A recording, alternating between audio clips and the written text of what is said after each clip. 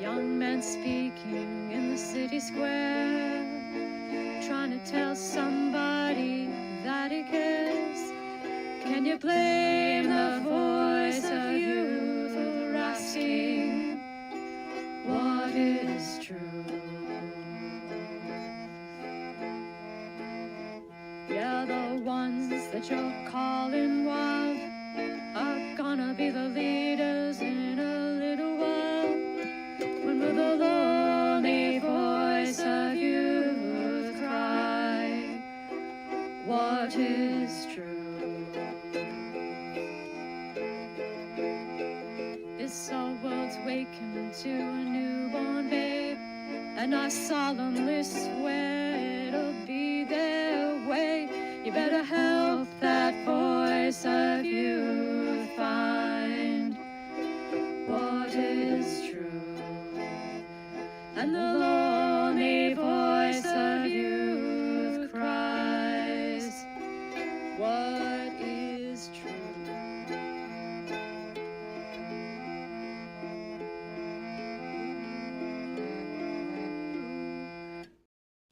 Boom!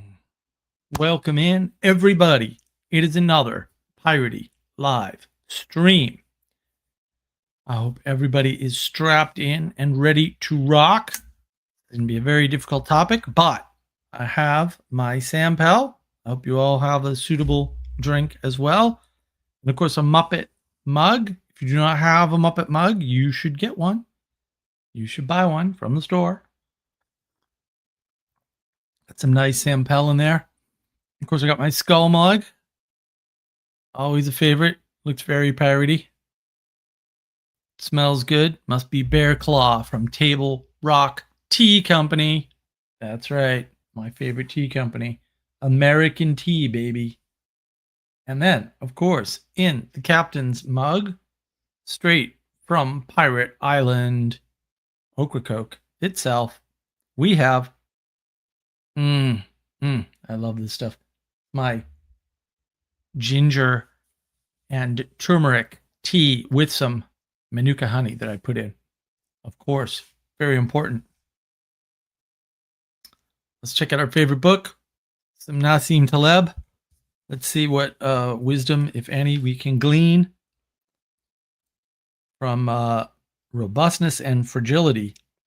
Passionate hate by nations and individuals ends by rotation to another subject of hate. Mediocrity cannot handle more than one enemy. This makes warring statelings with shifting alliances and enmities a robust system. Boy, that is apropos to the world today. Before we get going on our topic, I did a lovely live stream earlier today with Neil deGrade, who is awesome.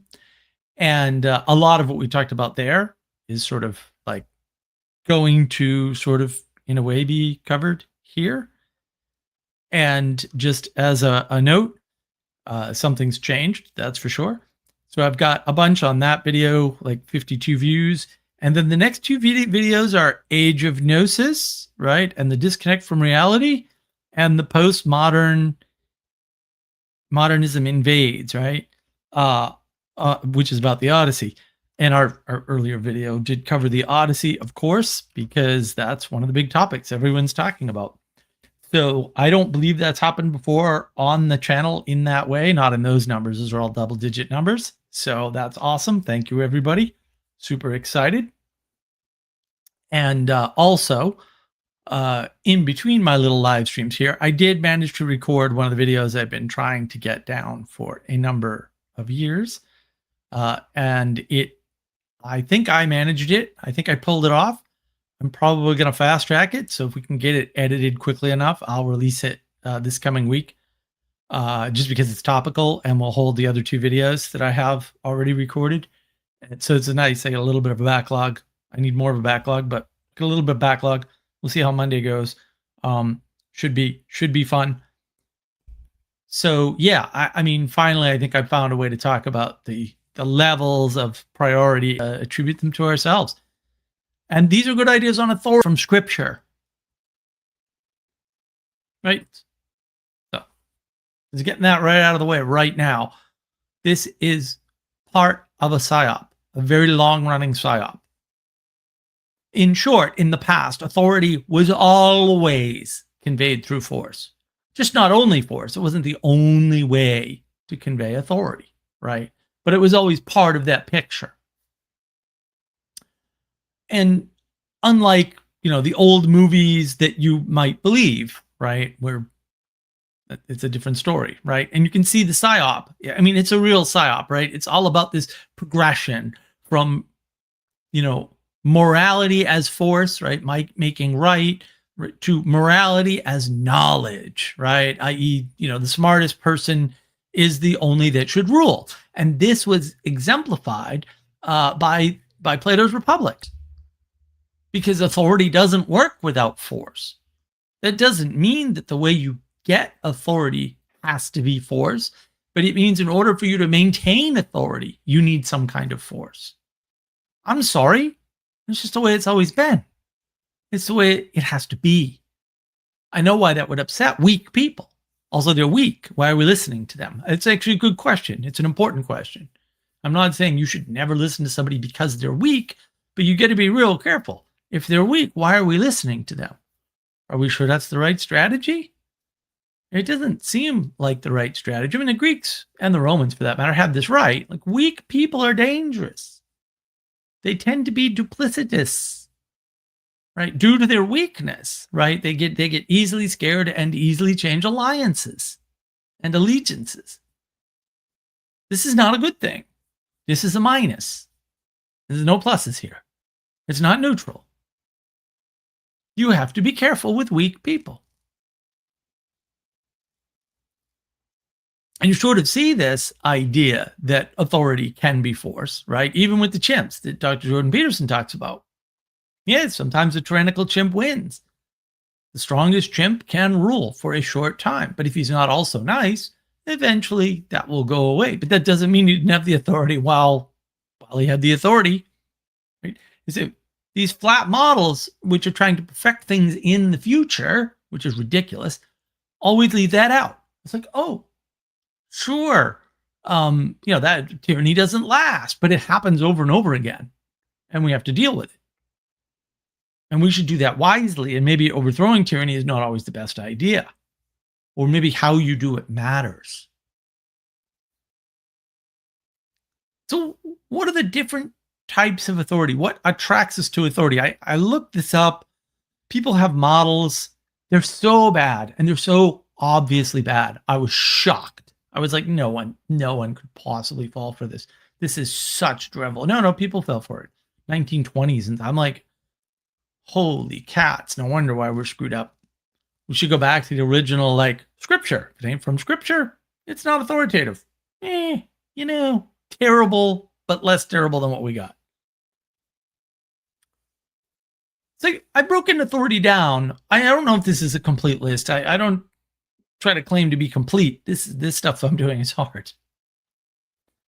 You've got a charismatic type of authority, right? Which is based on being, an attraction to a person, right? Being attracted to a person. Some people are just naturally authoritative. That can manifest in different ways, by the way. Like some people are attracted to their strength of command in their voice. Some people are attracted to their good looks. Some people are attracted to the way they seductively and quietly speak, right? They're not threatening, right? Some people are attracted to that. Those are all forms of charisma. But that's a charismatic authority that people can have, right? There's another mode of authority, which I'm calling distributed, right? Which is sort of like distributed cognition, right?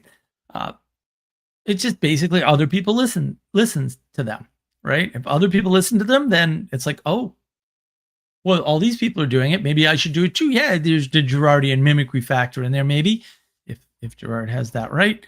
And it's certainly a factor. I mean, that's how mobs have mob rule, right? One person kind of takes over the mob, sometimes accidentally, and that's that, right? But once one or two people start listening and other people notice, it's all over. It just dominoes fall. It's another form of authority, governance, right? And This is a little bit hard to understand, right? But at the end of the day, somebody has to be in charge. If there's a group of people, somebody has to be in charge of the structure.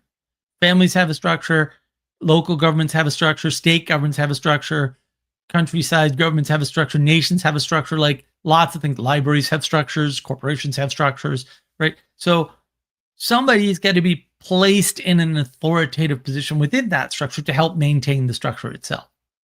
It sounds a little self-referential, but it's not, because there's three things there, right? There's the people in the structure itself, and the authority, right? So there's still 3 points of reference, good orientation. There's also an imposed authority. When things break down, if things are chaotic, maybe they didn't break down, maybe just there's like a group formed because, a confluence of strange events. Someone's got to take over. Like, someone's got to bring order. And so usually the person barking orders or being organized, people will just authoritatively follow them. They'll be like, oh, this person seems to be in charge, seems to know what they're doing. So bang, we're there. And that's an imposition by circumstance, right? There's another form of authority, I think, called exemplification, right? It's the person in front, the leader, and it somewhat applies to imposed, although this doesn't necessarily have to be imposed in that way, right? Imposed is for chaotic circumstances where just something has to be done, right? It's unplanned. For planned things, it would be exemplification. Like, I have a plan. I want people to meet on my Discord server, and I want them to engage in the 2017 Maps of Meaning. Episode 4 is Monday at 10 a.m. on the Mark of Wisdom Discord, 10 a.m. Eastern. And so, how do I do that? Well, I draw up the sort of practice plans for this practice, right? So we can all see each other's perspective, right? And then I put Christopher in charge, right? So now Christopher is the leader, right? And he's leading by exemplification that entire practice. Easy peasy, right? That's exemplification. And so you follow them because they have a thing to do and they're running it. It's like, oh, okay. Well, if you want to be involved in that, you follow them. That's where the authority comes from. Your willingness to follow them and their willingness to lead. Perfect. Now, I think there's also another type of authority called consequential, right? So consequential authority is force. And it's not necessarily physical force, right? It could be force through being ostracized, right? Or you can play with the care and attention, right? You could be ignored, you have no voice, right? But you wouldn't have protection in that circumstance, and so you want that protection, and so there's a consequence to not being within that authority, right? Like, hey, maybe you live on the outside of the village and you don't really want to pay taxes. It's like, well, if bandits come along, we're not going to do anything for you. We're just going to draw lines of the village a little outside. You don't have to pay your taxes, and you don't get the benefits of protection from the highwaymen. The highwaymen find out, you're kind of screwed, right? So that's a consequential form of authority, where you want something out of that authority that the authority is willing to give to you, and so you follow that authority. And in short, we need authority. It's not an optional component of the world. So what do we do about that? How do we sort that out? And as with everything, a track record can alter results. And unfortunately, we're living in a time where we squish time a lot, right? We just kind of squish it down, but we shouldn't be squishing down time. We should actually account for it, right? Time, energy, and attention, the big three here on the channel, are all factors in authority. History matters. Access, in other words, the hierarchy, matters. And perception matters. So history matters, right? So there's a guy, he's an ex-convict, robbed a bank, broke into a safe. You don't hire him to work with your money. You can hire him. Just don't let him work with any cash or know where any of the cash is or where your safe is. That's all. It's not that hard. History matters, right? You don't want to partner up with somebody on YouTube who stole somebody else's YouTube channel. That's a little foolish, right? Access matters. Who do they know? Who's friends with them? What industry are they in? This is kind of important. If they're in an industry that isn't relevant to what you want to do, maybe they're in the music industry and, you're looking to write a book, probably not the right overlap, right? They're probably not an authority on what kind of book you should write. Unless you want to write a book for the music industry, in which case, hey. And perception matters. I have seen many a time, actually, very smart people with very good ideas give people good ideas that were asking for them, basically, and that was even their job, but their presentation was not good, or they were annoying every time they weren't being asked to help. There's a lot of people like that. They want to have their ideas and opinions out there no matter what. And they're very annoying about making that clear. And so when they come up with a good idea, when they're actually asked to participate, they're not well liked. And so can't give them authority.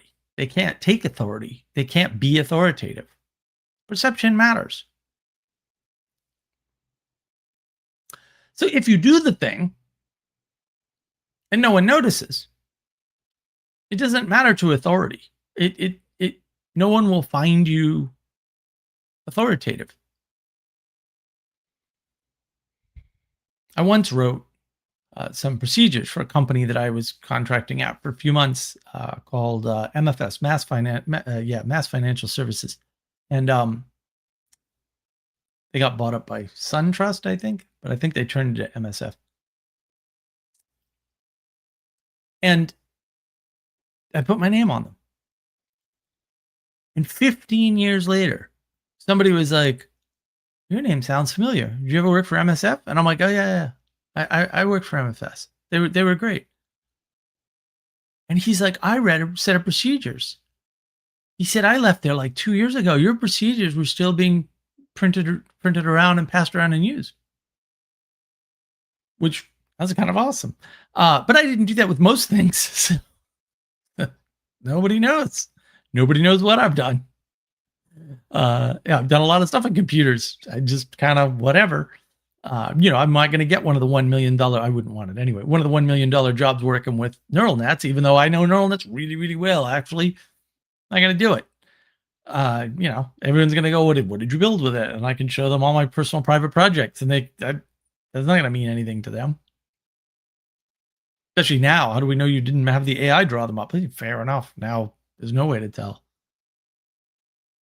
It's like I put them on GitHub. I never liked GitHub. There's multiple factors, as always, that are at play here when we're talking about authority. It's just not reducible to one thing. You can't just say, oh, well, politically he's voted into office, so now he has the power to. Oh, because historically that never works. Sometimes it works really, really well, and sometimes it doesn't work at all. Some presidents just get blocked and blocked and blocked, and some presidents, everything they do is gold.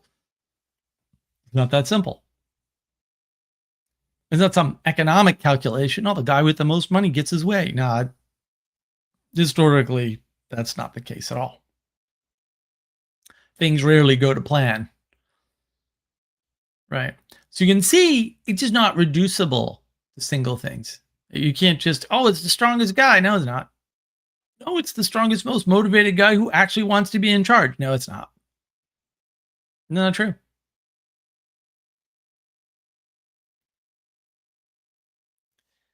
So how does all this sort of play out in the world?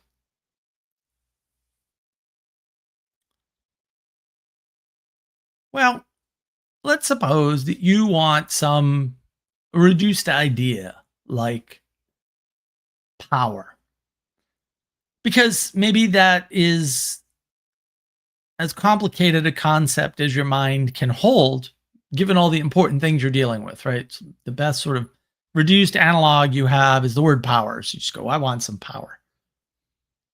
And maybe you see this mystical power as a way to solve some of your issues, right? To resolve some of your problems.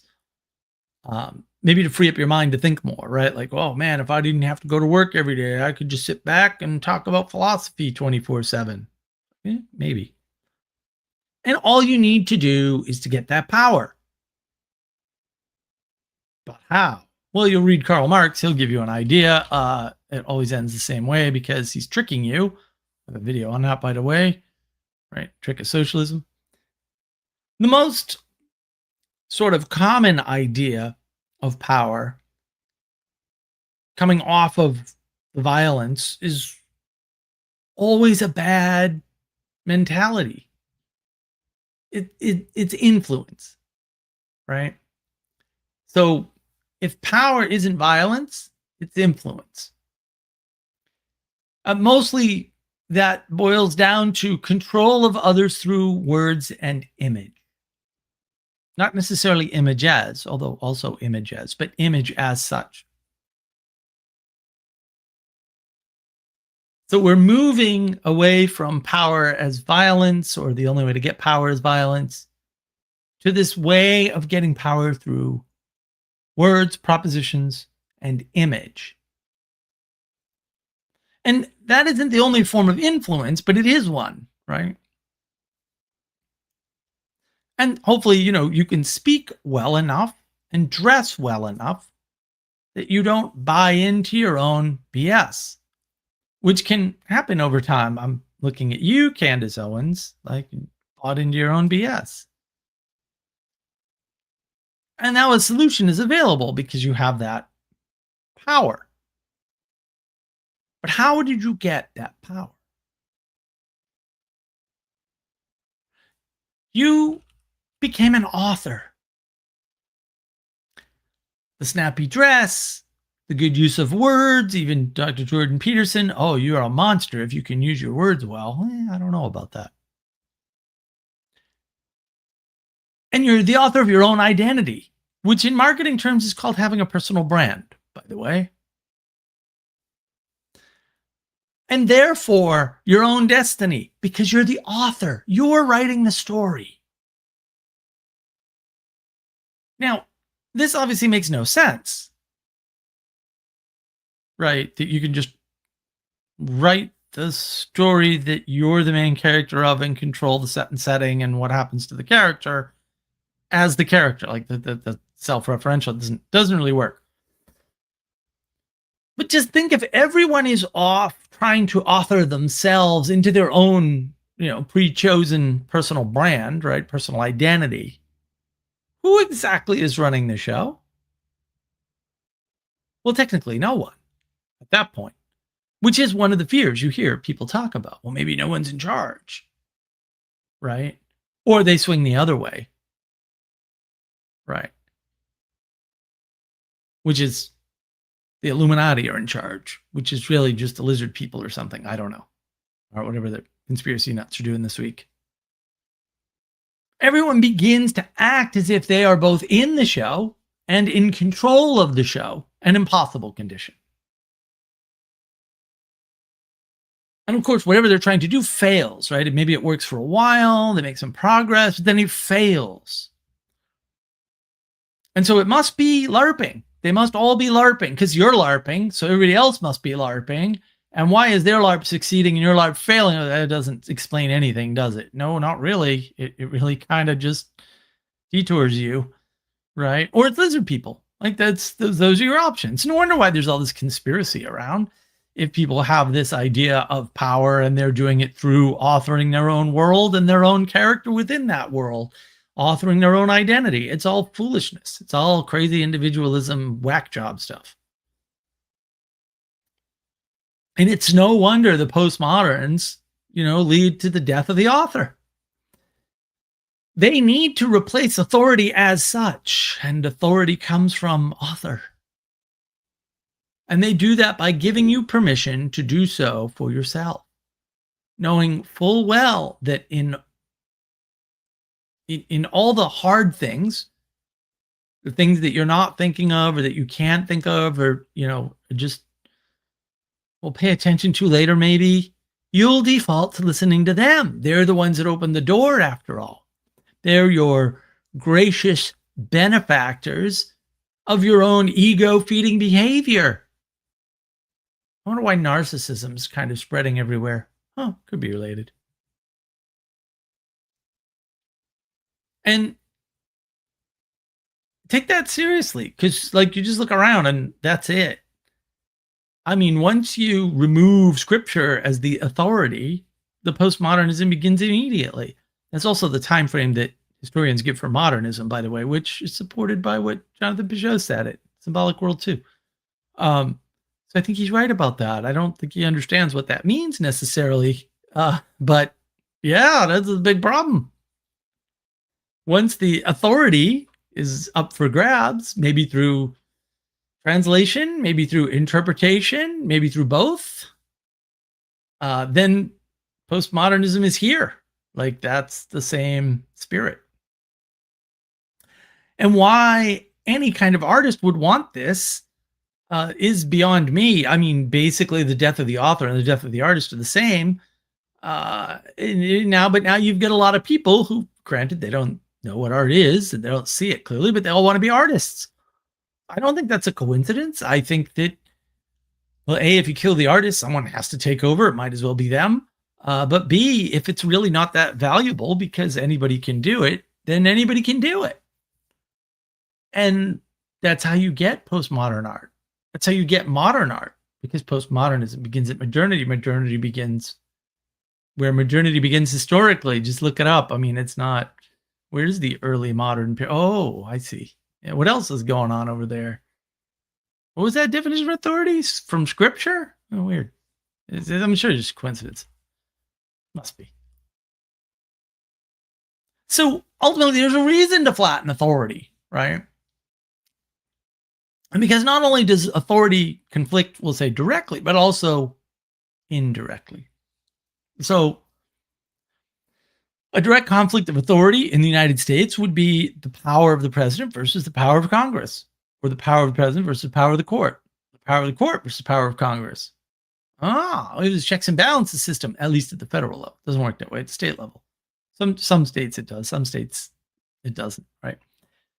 So there's a lot of conflict at the same layer, right? Those are three powers that supposedly have equal sway at the same level. They can't tell you what to do in your house, right? They can't set the parking rates in your town. They can't set the state taxes, right? But they all conflict at the federal level. They're designed to have a conflict at the federal level, but they also conflict indirectly, right? There's an indirect conflict that goes outside of those levels, right? And so if the federal government sets a federal minimum wage, that puts a lot of pressure on the states to set a higher minimum wage. It's an indirect conflict. It's an indirect competition. All competition is some form of conflict. I don't think conflict's bad at all, by the way. So if you do, then this is not the place for you. I can tell you that. If you're not down with conflict, you're gonna run into real problems understanding the world. And we're all about actually understanding the world and not worrying about whose feelings we hurt along the way, because they're only part of the world, and we need to understand more of the world and not them. So there are these conflicts, but as you flatten the world, more conflict occurs because you have less space and fewer tools. You can't bind a country together if all you have is a bunch of local governments. This is evidently true. Like, this has been tried. It just never worked. You don't know about it because it didn't last. But it's been tried. It's been tried all over the place. There was a I can't remember the name of the island now. There was an island that the a wealthy person built in the 70s. This has since been tried, I think, in the 90s as well, although they did it with a ship. So they built this island on a couple of coral reefs, and tried to set up a libertarian paradise. And this is in the 70s, guys. This is in the 70s. Minerva, I think, was the name of the island. Something like that. It was an M. Anyway, it didn't work. It didn't work because the international community wouldn't recognize them, and one of the nearby nations with a small army just came over and evicted them all. And that was the end of that. And that's often how that happens, by the way. Like, that's not like a coincidence, right? That definitely happens. Because there are these conflicting authorities. You can't just gin up authority out of nothing. It doesn't work. And money doesn't cut it. It was a bunch of rich people. They lost all their money.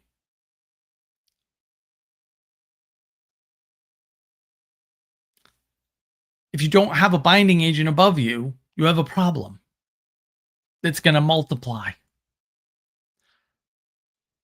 And so the natural reaction to that chaos and that splitting and splintering is you end up pointing to a more universal authority.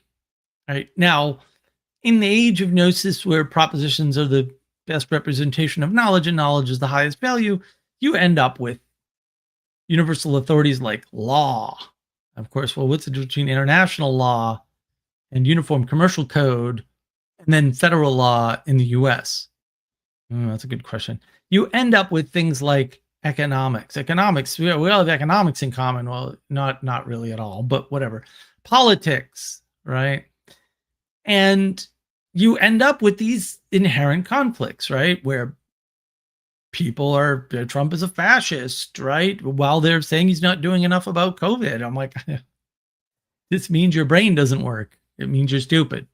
You've got some kind of blindness or problem. You can call it Trump derangement syndrome. It's probably worse, right? It's just the inability to understand conflict or contradiction as such. And that's a problem, right? And you see people thinking this way and talking this way all the time because you're using a bad authority and trying to oppose that on the world. And the thing that people don't understand about what they're seeing is that human beings will throw out logic to protect their worldview in a heartbeat. Especially if the worldview is a worldview that allows them to author the world. If you can be the author of the world and something that you're writing about how you want the world to work, the president's in charge, right? All the bad things must be the Republicans' fault, or, this movie's woke, and why would Hollywood do woke when it doesn't make any money? It must be X. If I go out and say it's not X, X isn't true, you will defend it. You will defend X because your worldview relies on it. That worldview that allows you to author the world so that you can make a prediction about what's going to happen, so that you can benefit. And fair enough, we should benefit from the world. That's true. It just takes different kind of work than you want to do, like actual work instead of thinky work. And false narratives are not just implanted. They're adopted. They have to be accepted or rejected. I watched CNN in the day. I never fell for any of their BS. It's not that hard. I watched Fox News. I never fell for any of their BS. They were not right-wing, by the way. If you think Fox News was right-wing, boy, there's a whole world out there you know nothing about. They were left-leaning moderates for sure. And the thing is, you'll always put yourself back in the story as the author, instead of looking at evidence and realizing that your logic is flawed and, accepting that things may have changed. Like none of that's on the table when your worldview is at stake. It's just, you're not going to do those things. Evidence doesn't have that effect. And it's not universally true with everybody, right? I mean, there's a big fight for the middle. There's a big crowd of people that can't do this kind of work, fighting against, or being fought over by, different factions. It's not both sides. There's a lot of different factions that believe a lot of different things. Some of them are remarkably similar, but usually the key one is different. And it was definitely aliens doing the tyranny, right?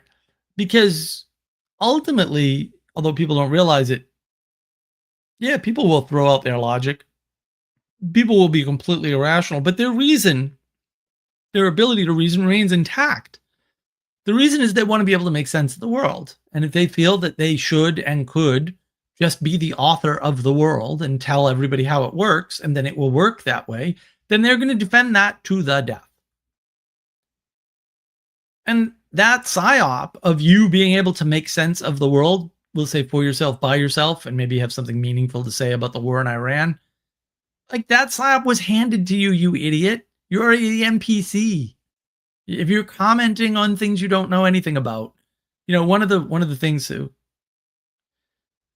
Christopher Nolan did this interview in Beijing. It's wonderful. I mean, I feel validated. I feel seen and heard. He flat out says, like, there's all these movie critics and they're just like talking about things that I've done as if revealing the things that I've done is going to change their effect on the moviegoer. And of course they're not. And he says, like, oh, things come and go in the movie community and like certain tricks work and then they stop working. And that's just the nature of the industry. It's the nature of all industries, actually, but whatever. I guess if you didn't know that was the nature of the movie industry, you're not going to realize it's the nature of everything. It's a pattern, right? It's a deep perennial pattern. And you're really lost and you think you're smart. And that's really sad because you're really not. That's a tragedy right there. It's all mimicry, right? That's the psyop. You're trying to make sense of the world. Your reasoning remains intact, but your logic and your rationality is gone. Evidence has no effect on you. You're not going to see logical contradictions in your own stuff. You may see it in other people's stuff. People can be very confused by that. If your inner view of the world and your inner comport of the world and your inner way of rationalizing the world is not applied evenly to things outside of you, you're unprincipled. Technically, that's a technical definition. Is nothing to do with anyone's wishes. It's fine. I think most people are incapable of being principled.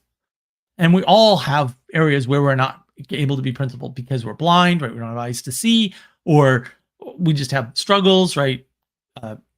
Inner demons, whatever you want to do. Like a lot of people blinded by alcohol. Absolutely blind, right?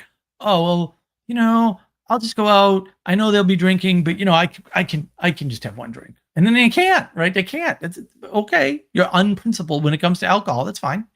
It happens. It's not a big deal. Also, you get to recognize who's unprincipled about what and avoid them on the things that are unprincipled about. We're not doing that. Partly because we're not paying attention to authority. Because authority works horizontally as well as vertically. Everybody misses this because we're in this flat world where everybody's equal and they want a horizontal authority problem. And it's like, well, it doesn't really matter who we elect or whatever. But it does. And there is a vertical authority. And it was always that way before you were born. And it's always going to be that way long after you're gone. And hierarchy is older than trees, as Dr. Peterson says. I don't know what else to tell you. Right? And that's why the elite want to judge their own people according to their own rules and standards, because their rules and standards are different from yours. I'm sorry, but it kind of has to be that way. I mean, that's actually correct. The different classes and stratums of society have different rules because they have different worlds. They see different parts of the world. They interact with different parts of the world. I know people who 100 grand, doesn't mean that much to them. But it means a lot to me, I've told this story before.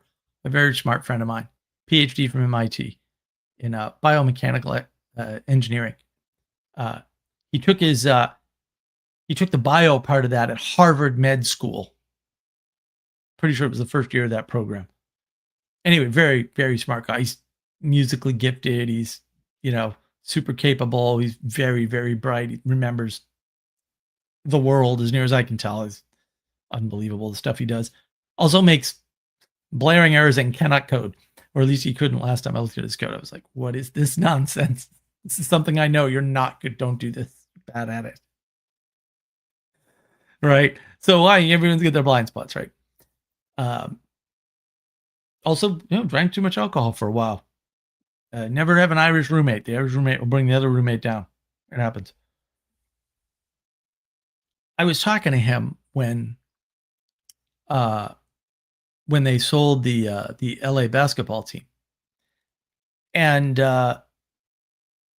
Steve Ballmer, who was the number 2 at Microsoft, or then for a while was number 1 at Microsoft, bought the team for $2 billion. And basketball teams aren't worth $2 billion. I don't even think they're worth $2 billion now. And he was like, oh, Steve Ballmer must have some plan to make money with that. And I was just like, what? No, he's never making that money back. But why does he care? Steve Ballmer at the time was worth $20 billion. So what's $2 billion to somebody who has $20 billion? Well, you already have too much money, right? By any standard, you have too much money. It's fine. I get all the money you want. Be a trillionaire, be a double trillionaire. It's fine. I'm not mad or angry. I don't think anybody else should be. I think those people are lunatics. As long as they earned it, I don't care. If they didn't earn it, I don't care if it's $10 or 10 trillion bucks. They shouldn't have it. That's a principle right there. Doesn't matter what the money is. It matters how you got it. I was trying to explain to him, dude, that's 10% of his total wealth, and he's spending it on a luxury item. I mean, everybody does that. Everybody. It's just 10% of a billionaire's wealth is a bit more than 100% of mine. Okay? By a lot of zeros. I don't know how many, because math is terrible and I hate math and math hates me. Mutual relationship. We're codependent on the hatred. And he couldn't get it. Of course, Ballmer never made $2 billion on that. It wasn't going to happen. Also, when I was growing up, it's less true now, but when I was growing up, nobody made money on a sports team. Nobody. There were only 2 markets where you could make any money. One was Boston, one was New York. The New York owner was making money off of his team. The Boston team was owned by a charity, which is not to say nobody, made any money on it, but the profits were going to a charity. That it was being run specifically to benefit a single charity. That's what the Boston Red Sox were. That they were in that situation for a very long time. And those were the only 2 teams that made any money. The rest of the owners were just doing it for cachet, for marketing effectively, to show their buddies, right? Give out tickets and be the big man on town. Hey, more power to them. I love it.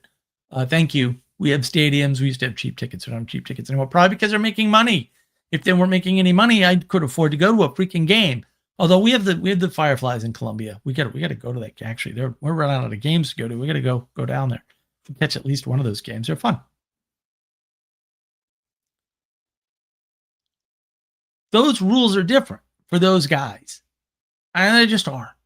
They're in a different world. They spend a different amount of money. They have access to different types of people. They see the world differently from you and I. It's a fact of life. There's nothing wrong. It's an advantage to have people at different stratums of society specialized at that stratum so they can pay attention to the damn Iraq war and I don't ever have to hear about it. Can I please never hear about this stupid conflict again? That would be great. By the way, a big part of it's just controlling the waterways globally. Go United States. The British Empire will fall. We're going to do the last vestiges of it. Suck it, Brits. Not my fault. And in fact, though, every group wants judgment at their level. You'll notice in the United States, it's not a jury of your betters, and it's not a jury of the people beneath you, even though people beneath are judging a lot of people above them all the time. It's a jury of your peers, the people that are around you, the people that know you best. That's who you want to have judgment over you. Weird. It's right there. It was right there the whole time. You guys can't figure this out? You're in good company, I guess. Or maybe you're all the bad company. Something worth thinking about. Who are your peers on the internet, though?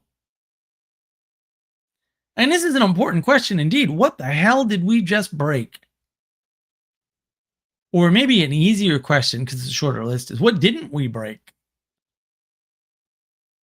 I'm just, I'm leaving that as an open question. If you've got thoughts and ideas, leave them as comments on the video. I mean, I'll do more videos about this stuff if people have an interest and have questions. And of course, later on, you'd be welcome to jump in if you want to hop on camera and try not to troll, because that would suck. If you want to sort of understand what's going on around you and the discussions that are happening and the fights and the battles, like Candace Owens versus Andrew Wilson, she's going to get her clock clean there. What a mistake. Don't go up against that guy. He'll take you apart.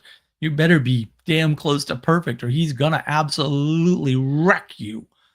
Nicely, though. He's super nice. I'm not that nice. Holy cats. He is, whoa, he has way more patience than I do for that sort of nonsense. And he's way too, I guess we would call it forgiving nowadays, although I hate that term.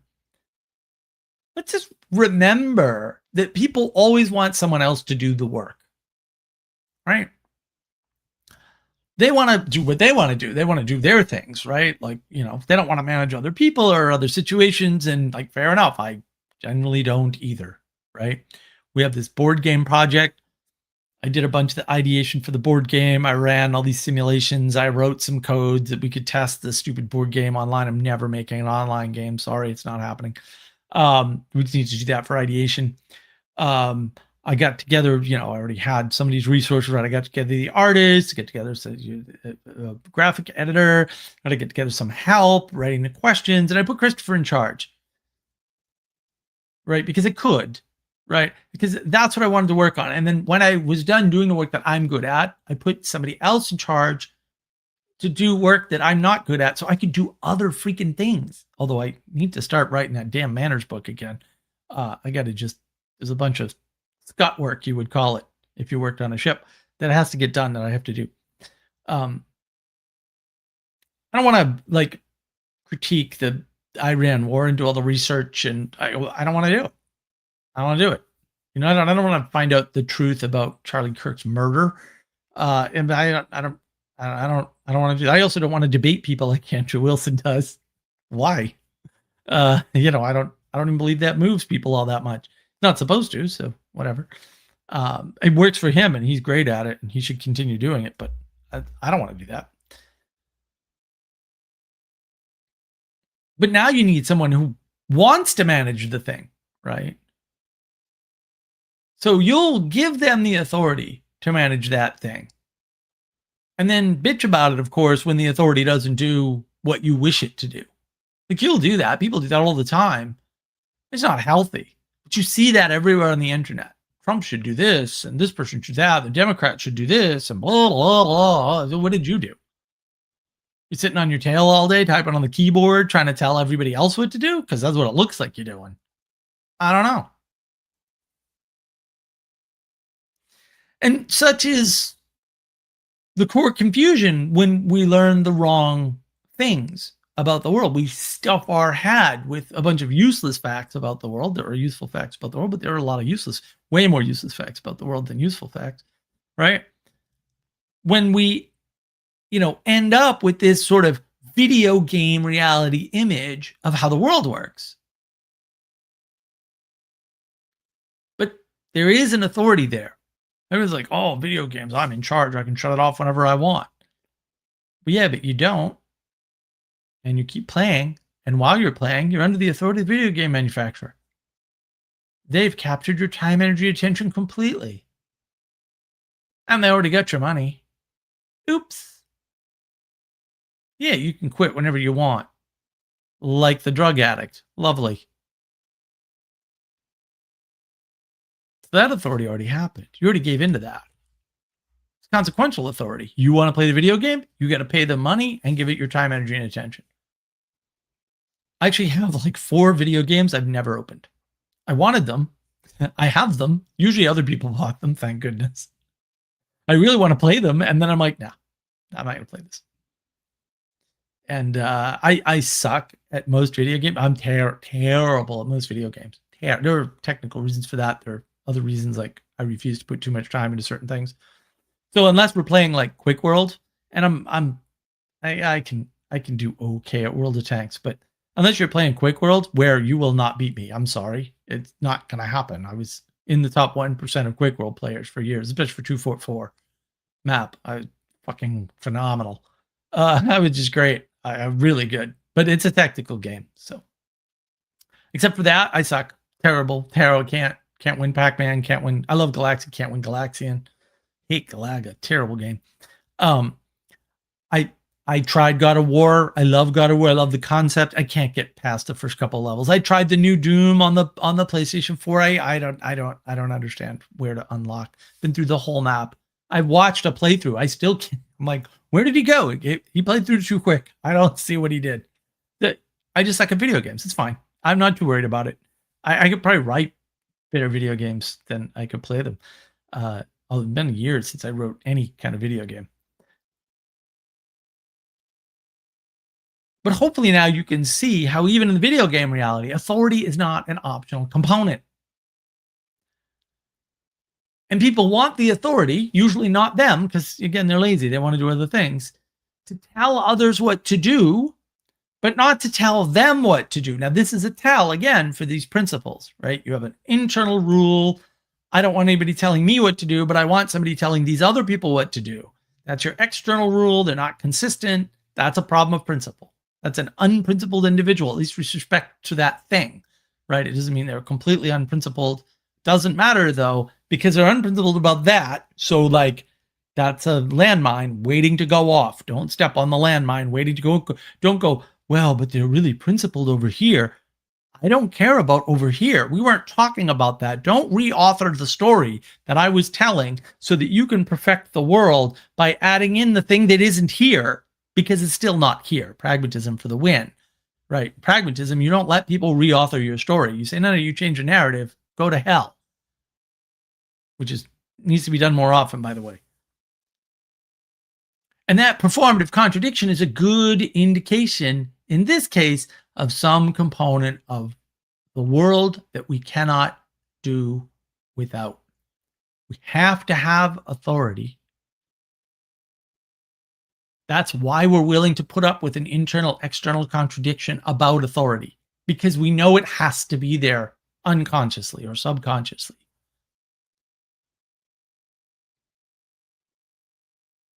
And when you declare that authority can never be, or good authority, or right authority, or true authority, or moral authority can never involve physical force, that only lasts so long until physical force is needed again. And often that results in war. And if you look at the historical cycles of war, and it's on the Discord somewhere, months and months ago, I asked the AI just on a whim, really, to contrast war, pre and post Protestant Reformation. And my goodness, that analysis was far more cynical than I am. That's all I'm going to say about that particular topic anyway. There's a there about this cycle of war and the physicality and the loss of the acknowledgement of the physicality of authority being important. It's really vital, right? Might doesn't make right, but without might, you can't keep right. Sorry, it's an asymmetry, but it's an important one. And what you want in the case where you're rejecting this physical way of, engaging with authority, maybe not obtaining it, but at least keeping it, right? You want an agreement that leads to an action. In other words, magic words, spells, like magic through mere words, mere propositions. You want to be able to speak propositions and have them manifest action in the world. That's a spell. That's a magical spell. That's what you want. If you do away with physical force, you want a magical spell that you can just speak into the world. Talk about playing God. Holy cats. And maybe you'll acquiesce to, having some wizard around to say them so that you don't need to have the conflict. The wizard can have the little spell fight. That's what wizards are for, after all. Yeah, fair enough. Yeah, pretty much. But ultimately, once you make words into magical spells, or people start treating them that way, or you try to treat them that way, you LARP it or whatever, you get more conflict the more you speak. Everybody's like, oh, what we need is more conversation. I'm like, oh, that's just more fights. And that's more people getting shot from the people that they said words were violence. Did you think they weren't eventually going to shoot you? If that's what you thought, your logic skills are non-existent. I'm sorry, but you're just not thinking this through at all. Obviously, if people say words are violence, you got to do away with those people in your society real quick somehow, because they're going to shoot people or get people to shoot people for sure. For sure. Why? Because they're adjacent to the people who will take action based on words if they're not the people themselves who will do that. Because eventually it comes to a head. You know, you keep wishing Charlie Kirk would go away and then he doesn't. It's like, well, someone's got to make him go away. I mean, if that's your worldview, that's actually kind of true. But like maybe your worldview is broken and you shouldn't shoot people. I don't know. That's just my strategy. But hey, you know, you do you. No, don't do you. This is ridiculous. How do we get here? Magic through mere propositions.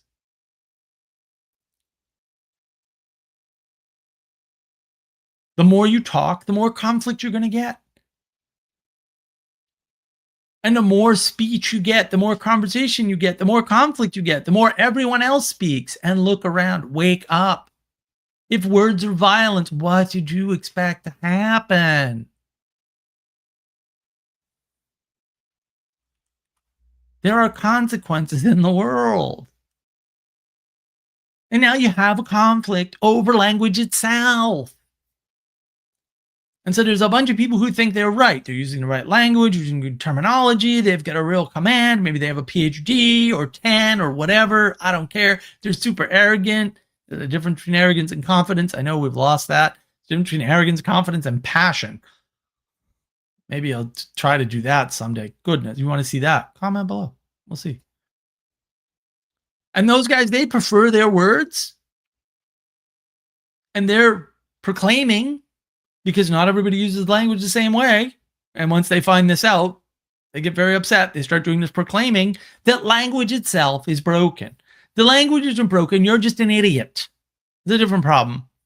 There are broken things about the language, but if you're noticing them now and you think it's because people who talk to you aren't coming to the same conclusions as you are, despite having a cordial conversation or debate or whatever, you're an idiot. You just don't understand how any of this stuff works, and you need to do something else with your life. Take up a hobby, bird watching, carving wood. Just don't try to do anything public, okay? Until you figure it out. And you can if you just spend some time in nature, you know. And this avoids blaming people. You can say, oh, it's not people. People are fundamentally good, just like Rousseau says, after all, right? It's really the language is broken. We just fix the language. People will be fixed because language is magical words. This pattern's everywhere. People are doing this all the time. It really freaking really pisses me off, especially because those people suck at language. The guy would grind them up. I would grind them up in a debate because I'm really good with language compared to them. I'm sure there's better, but grind them hard. It would be bad. It would be a verbal bloodbath. So when you avoid blaming people who could use force against you, by the way, and you're weak because you want language to do all the work, no exceptions to that. I don't think it's a coincidence. And it places the responsibility not on them to lead, but back to the abstract, back to language. We just fix the language. I don't have to do anything. I just have to tell people over and over again, and we have to fix the language. Maybe we write a dictionary, or we have some courses, or we teach the Western canon to people, right? And Western canon contains no Christian morality whatsoever, by the way, which is a real problem for the people defending Western canon and also trying to say it's Christianity at the same time. Those two work in concert with one another, but you don't understand how, so maybe just move on. I'm you to ask me. I can explain it to you, I think. Maybe I could try anyway. But if not, whatever. I don't care. Keep breaking the world, I guess, and I'll keep bitching about it but I am doing stuff about it. You just don't know what it is. It certainly seems like a propositional tyranny, doesn't it? Dr. John Vervaeke invokes this propositional tyranny and also invokes the language is broken, and, very quietly and, not very vociferously, we'll say, but also very clearly. All right. But it's not true. And have you seen these patterns? Like, look around you. A debate culture, debate bro culture. That's all it is. It's just my propositions, when properly stated, will move your attention and change your mind. And to be fair, that can work for some people. How many? I don't know. What percentage? I have no idea. Because that's a thing. Should people stop? I'm not saying anybody should stop. Like I don't think so. But you can also see the way in which it skews bad, because most debaters are terrible debaters. And most audiences are terrible audiences. Debates were in academia for a reason. And they were to measure rhetorical skill, not settle the argument at hand. Argument at hand is a false argument, right? It's an unresolvable issue. The purpose of a debate was to measure how the audience landed on one side going in and whether or not they changed their mind coming out, which measures the rhetorical skill of the people at the podium. It doesn't measure anything else. It's not there to change your mind. It's not there to change the mind of the audience. It's there to measure the skill of the rhetorician. Can you use it other ways? Maybe. I mean, Andrew Wilson is to great effect. He should continue doing what he's doing. He's wrecking everybody, by the way, because he's really good, and more power to him. He should continue to do that. But ultimately, is this good for society? That's a much tougher question. I don't know. I don't think we're going to be able to stop them. But this is the issue we're living with. This is why we have debate culture. It's why we have the debate bros. This is why people are, quote, talking theology on YouTube. They don't even know what theology is. They just use that word because it sounds like they should be the authority, because they're talking about scripturally thingy whatevers. I don't know. They're also nitwits, so that's a bigger problem.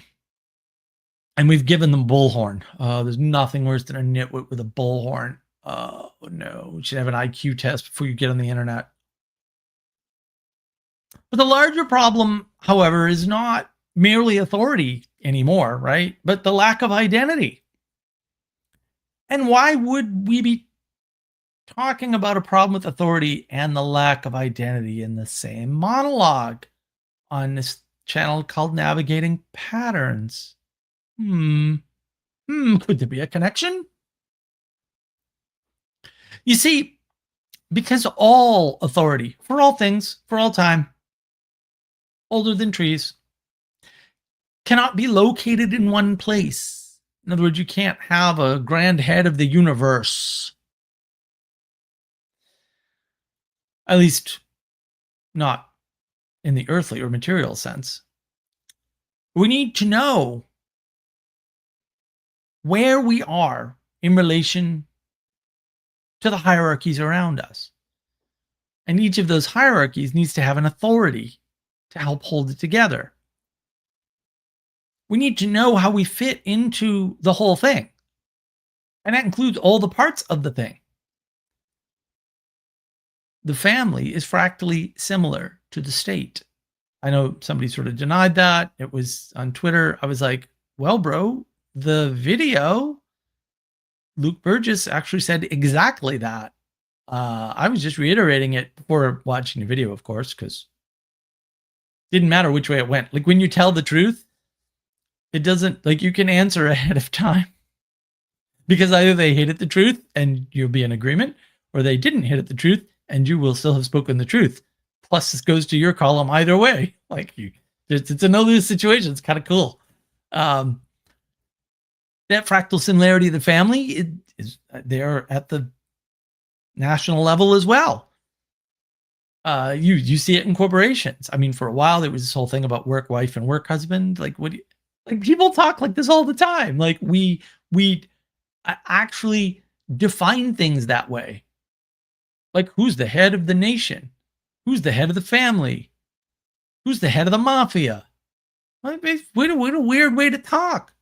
Unless we're talking about some true fractal pattern in the world, in which case it makes perfect sense. Maybe it makes perfect sense and you're the nitwit. And probably.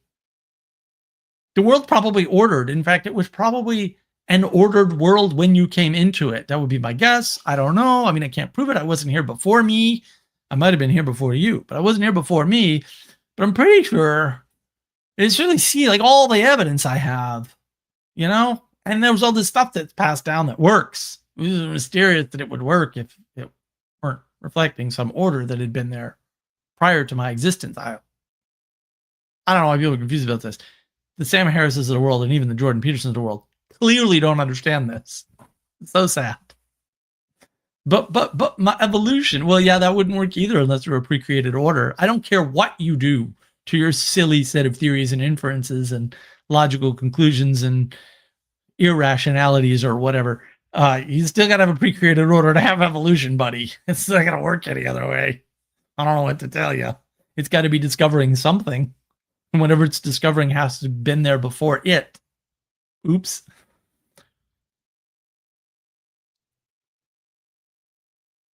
So we need this identity to know where we are, to orient in the world,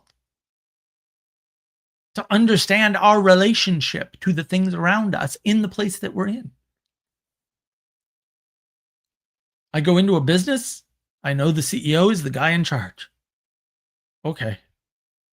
And I know he ain't going to talk to me. I'm a deal with salesperson. That's proper relationship. Right? Now, maybe that's the same person, and that's fine. Scale down. You can scale it down, you scale it up. That's how you know it's fractal. Not every good business owner is a good salesperson. And not every salesperson can own a business. This is Karl Marx's equality idea that he got totally and obviously observably incorrect in every possible way, shape, or form. And I don't know why people don't notice that immediately. Kind of, if you didn't notice that right away, I don't know. Bird watching is good. Working with wood is good. This philosophy thinking thing, not for you. Not for you. And it's not like a trap per se, right? But you have to agree to have an authority if you want to fit in, right? If you want to fit into something, there has to be an authority. There has to be a place for you. That authority has to help you find that place, maybe not directly, right? But indirectly by having a structure in place and keeping it secure. And this is an imperfect process, and not all people who are in authority or who become an authority, remain good authorities. And people change. Like, some people take up alcohol later in life and, they lose a parent, they're drinking. It happens. It's happened in my family. But you have to agree to have the authority in order to fit in. If you reject authority, meaning crisis, anyone, right? You don't have this deep quality of relationship. And so the meaning crisis flows from the intimacy crisis. The ability to cooperate, to do something bigger than you alone are capable of, is vital to us. We want something that outlasts us. If it outlasts us, it has to be bigger than us, and therefore it has to be more than us doing it. And by us, I mean us ourselves as single persons or single selves, or what did I get that stupid talk? That Luke Burgess talk with Jonathan Peugeot really set me on edge. There's no self. Like, just cut it out. That's a scientific carving up of the soul arbitrarily. It's a very bad term to use. And we can use others to get something bigger than us in a purely, say, narcissistic fashion. Do you see any narcissism everywhere? Because I do. And some people do that, right? Or we can sacrifice the perfect vision in our head for something we'll all build together. Imperfect though it may be.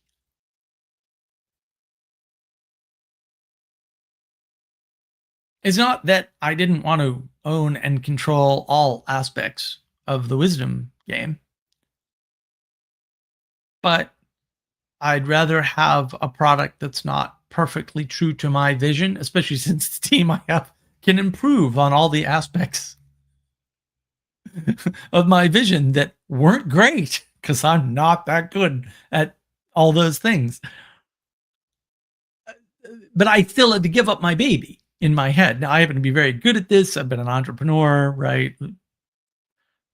But it's still hard. And other people are not doing that, right? People do this all the time, all the time. Oh, I really want to, help out with this group. And they go into the group and they start dictating what they want to do. And it's like, bro, no. The group needs things independent of your existence. Either you're going to negotiate a way to make those two things cohere, or you're not part of the group. You're not under authority. And that's fine, but now you're in the wilderness. And if that's where you want to be, that's fine too. I don't really care. I mean, I wish you wouldn't, because kind of need you. The world needs you to be better, that sort of thing. Right? Like, I mean, are we on board with that? Do we know about that? Are we there yet? Right? The world needs you, so be better. Right? If you want to make the world better, all you have to do is make yourself better, because you're part of the world. Simple, super simple. And so this is no small thing. It's no small feat. It's kind of a big deal. We need an outside authority that we can engage with and be charitable towards when things fail, because things fail all the time. They always do. Right? We're no longer in the Garden of Eden. Like, it's an imperfect world out there. Right? Our quest for, we'll call it, the perfection of the personal private perspective. That's my new 4 Ps. Somebody tell Dr. Vervaeke. It tends towards being less cooperative. When you want to perfect your personal private perspective, you're just less cooperative. You're more narcissistic. You're more bossy. You're more arrogant. It's making the perfect the enemy of the better. And we may fail as we try to cooperate with an authority, right? And the authority may change, or somebody may change, the group may change. Maybe you disrupted it. Who knows, right? But if we learn, we can move forward again and make it all work in the future. And maybe not the next time, and maybe not the time after that, but eventually. So learning how to cooperate is not easy, especially if you didn't do it when you were young. And a lot of people didn't. They weren't out on the streets fending for themselves in the dog-eat-dog world of Kidland. Which is, to be fair, a little bit like Lord of the Flies, except you get to go home to mommy and you're not really stuck on an island starving to death.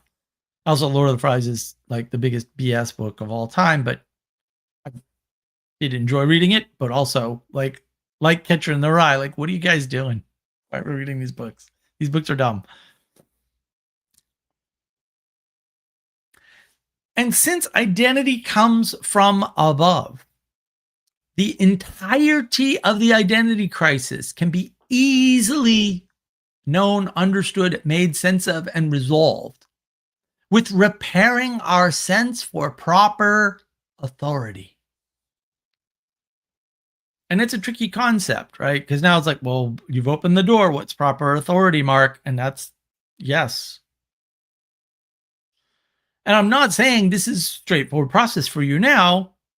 Right. But lots of people have no problem at all telling a good authority from a bad one. If you have Trump derangement syndrome, you won't actually notice that, because you'll be so upset at the people who can tell this guy's a little meh, right? That you won't notice that they have this one skill, and maybe everything else they do puts you on edge, or you don't like, or whatever. Fair enough. But if you don't recognize that, oh, they're really good at knowing who's BSing other people and who's actual legit authority who wants to help them out. But you can ask them for help. People who have their lives together typically are under a number of authorities for different aspects of their life. And they can just tell you, oh, this is what I look for in a good boss.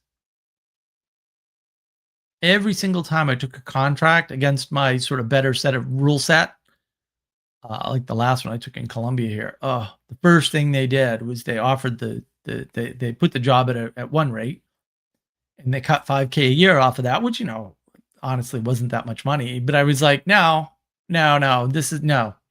No. You said the job paid this much. I am way overqualified for this job, but I would be happy to do it because it's what I do, and I want to do it. Sounds like fun. But you're not chopping 5K off the job after you already, lured me in with the number. That's not happening. I know the 5K is not a lot of money, but I don't. It's the principle of the thing, right? And they were, oh, well, we'll fight for you. And I was like, I should have dropped it right then and there and never taken that job. I should have, but I didn't.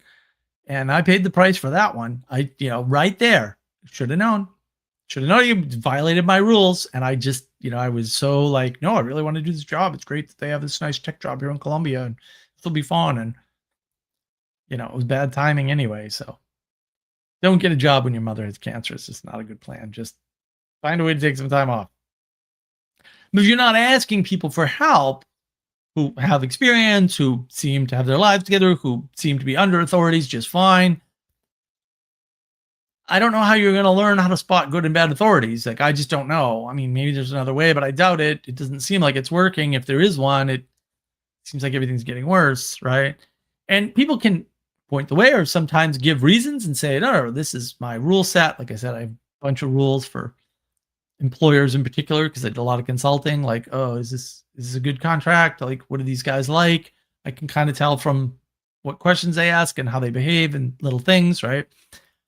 Or better yet, even if they can't give you reasons, like they just have really good intuition, but they seem to have their life together and they're good, like being under authority. Just do it. Just take their advice. It's not that hard. It's not that hard.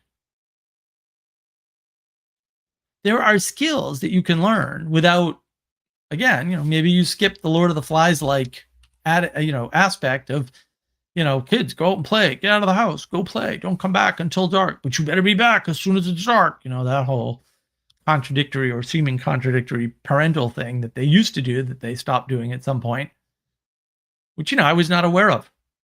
I mean, I heard about it, but, you don't believe such things because that's how I grew up. I wanted to be out on my bike until the streetlights came on. It was kind of fun.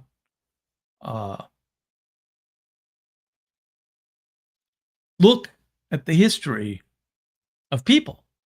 See if they're good authorities.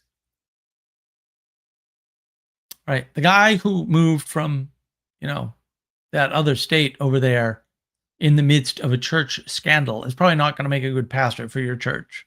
Sorry. I just got an intuition about this, guys. Again, the ex-con, probably not the guy to handle your money in your organization, right?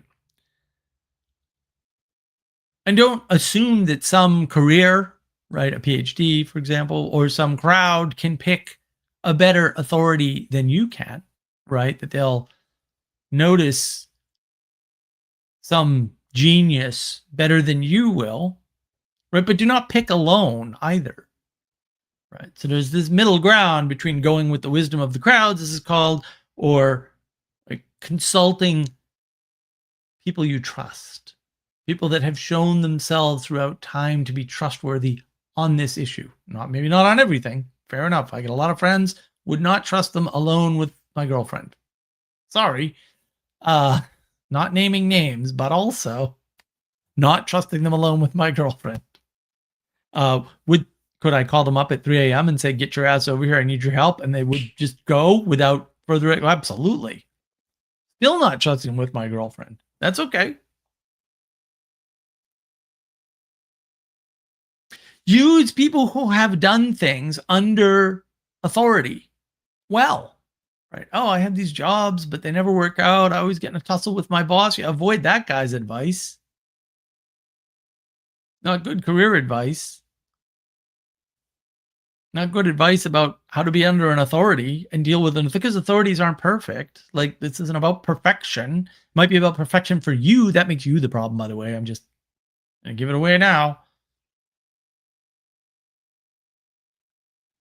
And the best way to know lower authorities, right, other than history, is to know higher authorities. So how do you know if someone's good as a boss for you? Well, maybe you know that the CEO is a good CEO, has a long track record of treating their employees well in general, right? And see how those higher authorities interact with people below them. And go, oh, okay. Well, maybe at the lower end, I want more like that. Yeah, maybe. And it's not a perfect formula. I can't give you a formula that will work for you. Some people work really well on their own. They're what's called self-starters, or they used to be called self-starters. And some people just need reminders constantly. You can say, oh, my boss is nagging me. Yeah, maybe your memory sucks and you're lazy. Maybe one or the other, maybe both. I don't know, but like it's worth considering.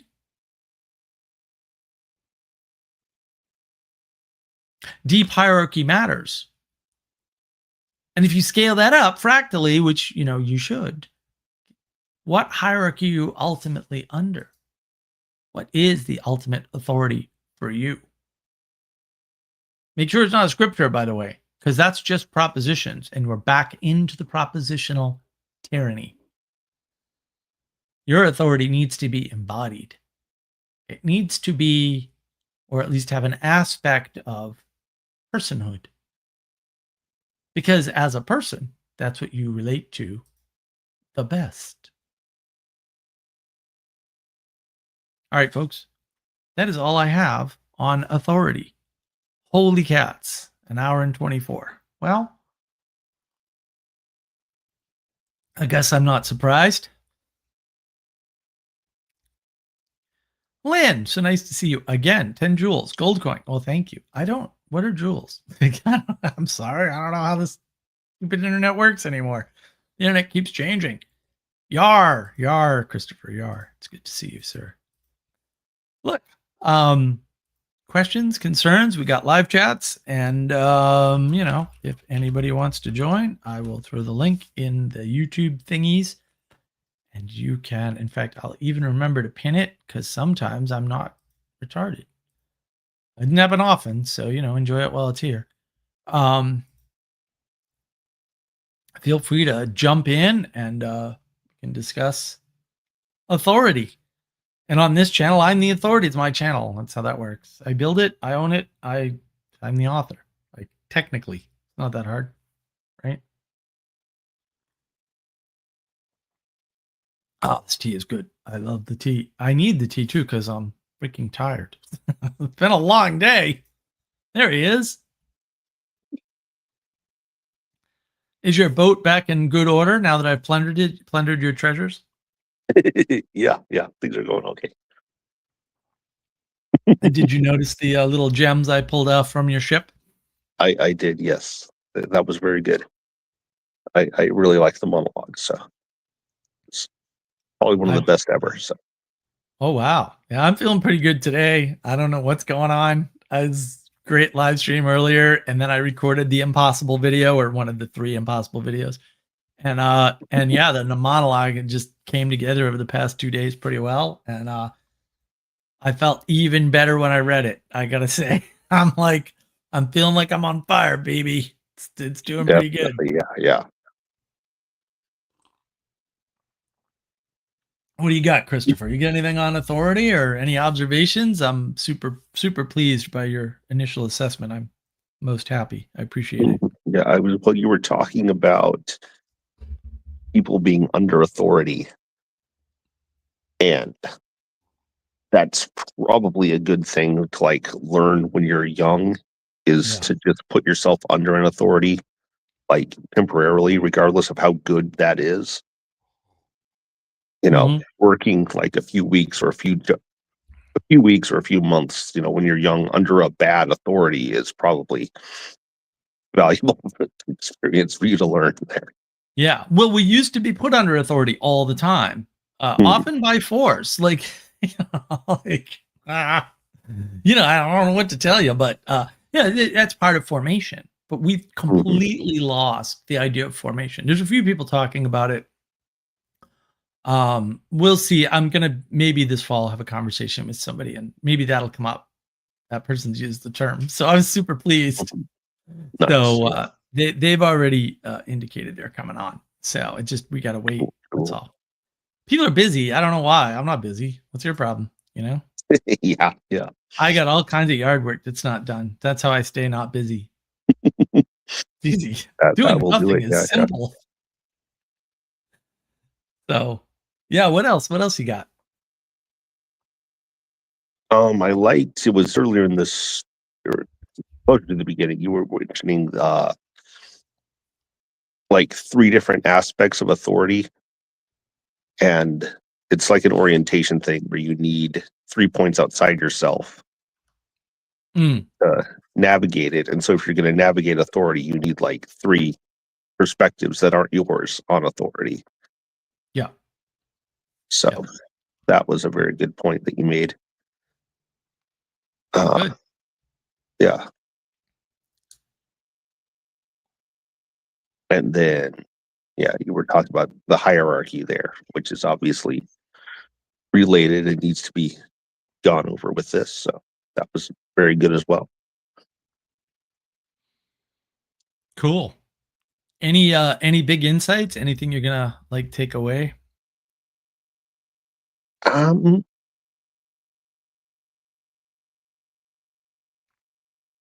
well, I'm thinking about, I think leadership is something that I've been thinking about and how that works. And because I don't know, I've seen just seeing like, well, trying to help you run, practices, trying to head up a board game project, things about that, just like trying to get, where do I need to lead? How do I need to lead? And Mm. what's that going to mean in different places?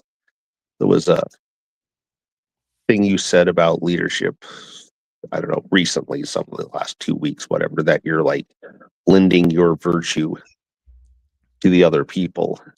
Yeah. And that's something to develop more discernment on for myself and everyone else, probably. But Yeah, lending a bunch of things. One of them can be virtue. It doesn't have to be. That was sort of an insight I got from talking to Castle, actually. Which where the heck is he? He needs to come back on one of the live streams. definitely we need him. Yeah, he kind of gave me that insight, sort of accidentally, I'm sure, but or maybe not. You never know with Cass. He understands his work really well. You and he understand the work really well. So I don't know. I don't know who's in charge sometimes. It's fine. Yeah, I mean, and we're doing a play test, right, of the board game soon. Is that? Yes, tomorrow morning. Oh, that's right. It's tomorrow morning on the Discord server, I suspect. Yes, tomorrow morning on the Um, Mark Wisdom Discord server, we're doing a play test. 10 a.m. right, Eastern Yep, time. 10 a.m. Eastern. Excellent. Sweet. Yeah, we definitely need a couple more people if we can get them, because we don't want the people who worked on the game and actually developed the thing to have to step in and We need other people's perspectives on this to figure out we what. need the normies. Please, normies, come and help us test our board game. Yeah. Mm-hmm. Yeah, that would be good. That would definitely be good. So, yeah, the leadership thing, I don't know. We've done a stream on that in the past. At some point, I don't know, did I do identity yet? I don't think I did. I think I had to do authority first, but now that it's done, I'll ask the AI. Yeah, I don't remember if you did an identity before or not, but I don't think I did. I'll ask the AI. We have an AI for that. It searches all the videos and tells us stuff. I can't keep track. I got like almost 500 videos on this channel. It's like 100 a year. A lot of videos. That is a lot. Yeah. Yeah, we'll make 100 a year, I think. Yeah, we'll probably stay close to that number. I don't know for how long. That's it's a about lot of 2 a work. week. So I mean, Yeah, it's about 2 a week. Yeah, I try to. I've had faster paces, but yeah, I've actually been trying to do one recorded and one live stream a week, minimum. Mhm. And if I queue up enough, I'll dump 2 in a week, 2 recordeds in a week, or I'll do 2 live streams in a week, no problem. That doesn't bother Right. me. Yeah. Obviously, did that today. So, yeah, the Symbolic World 2 talk came out too on Derek Fiedler's channel. That was Yeah. That interesting. was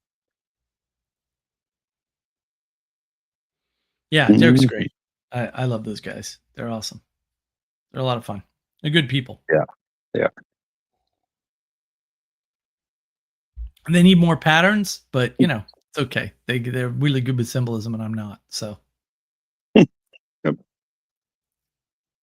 Need different people doing their thing. So yeah, yeah. And then if they can Good. find a way to cooperate under an Mhm. authority, which solves the cooperation problem, it's not the only way to solve it, but it's an important way to solve it. Yeah. That was one of the things that you talked with Neil about today earlier. So Oh, it came up like 3 or Yeah. 4 times. I was like, this is weird, but okay. I'll you know, and Neil's supposed to maybe say hi at some point. We'll see if he's always running around doing things. I don't Yeah. your life should really just consist of YouTube and Discord. I don't know what the rest of you are doing. Very, very strange. Very strange. I was outside today. It's weird weather. It hasn't been sunny. It's been a little Mm. gray and rainy, sort of Alaskan, if you will. It was super Alaskan because the temperature dropped last night and the humidity stayed the same. So there's fog all over the windows and stuff. I'm Oh, like, yeah. "Oh, Yeah. that's a little weird." Yeah, I know you're familiar with that. I know about. I've never been there, but I know a lot about that place. And so it was a little freaky. So I went outside for a bit, and I don't know what happened. Actually, I have my suspicions, but effectively, mosquitoes now like me, and they never did before. So people would be like, "Oh, there's mosquitoes out here," and I'm like, "Where? Nothing's biting me." Now they're all over me. I'm like, "What the hell?" So I can't enjoy my outdoor space anymore because the damn mosquitoes are Oh, everywhere, yeah. and the Yeah. dragonflies are not doing their job. I'm like, bros, like we set all this stuff up here for you. We get your favorite flowers. You need to get out Yeah. here, Yeah. and just the way it is. Like we got to have you out here on this side doing this work. And we set up the new carport, which is really just garden tent for us. Recently, same problem. Mosquitoes, so annoying. Mhm. Little baby ones. I mean, the ones in New England are the size of a helicopter, but these are like just bigger than gnats. It's Right. so Yeah. annoying. And now they're biting me, and I'm like, this is no good. This is not. We can't. No, we're not Mhm. having this. Like I've got to find. And actually, this is hysterical. So, some complete psychopath. I love techie psychopaths. They're my favorite. Has developed a drone that chops mosquitoes up in its blades Yeah. I saw automatically. that. And I'm just like this far away from buying like 4 of them. And just like, why not? You go outside, you set the drones up. It's so cool because like the guy's got it dialed in. He's like, no. This checks for like the wing beats or something, and figures out if it's a mosquito or not, and it won't kill the things that it's not set up to kill, so it won't hurt the Mhm. dragonflies. And I'm just like, Yeah. bro, that's the coolest thing ever. I don't know what the battery time is. They're tiny, I guess, which you don't need much. I remember that was saying it like it would run for like 3 minutes, then has to charge for like half an hour or something. Oh, that's no good. So that would be no bueno then. yeah. That Yeah, was because the it's got problem with a it. huge sensor array, and I'm like, oh, the sensor array is Mhm. gonna chew through the battery way quicker than the motor will. So Yeah. with the 4 motors, whatever he's doing, I don't know if he's got 1 or 4. So yeah, that would be terrible. Also, they were not cheap. They were like $200 or something. They were Yeah. up there. But I would pay 200 if it flew for an hour. I would be like, Oh, okay, yeah, well, we yeah. can kill mosquitoes for an hour. Yeah, we can. But yeah, if it doesn't have any battery life, then I'm out. I'm out. But I also Mhm. don't want a blue light that's gonna like zap my beloved dragonflies. So Yeah, We can't do that. I'll find something, but I gotta. Yeah, I went out today, and I was out for a little bit, and I couldn't stay, and I'm like, man. Yeah. my Oasis is not oasising correctly, so I've got to fix that problem. Like the outdoor space is real important. This is not a big house. Mhm. I need my outside. Yeah. I saw a kit that had two 20 by 40 um, shipping containers and a Quonset Ooh. tent on top.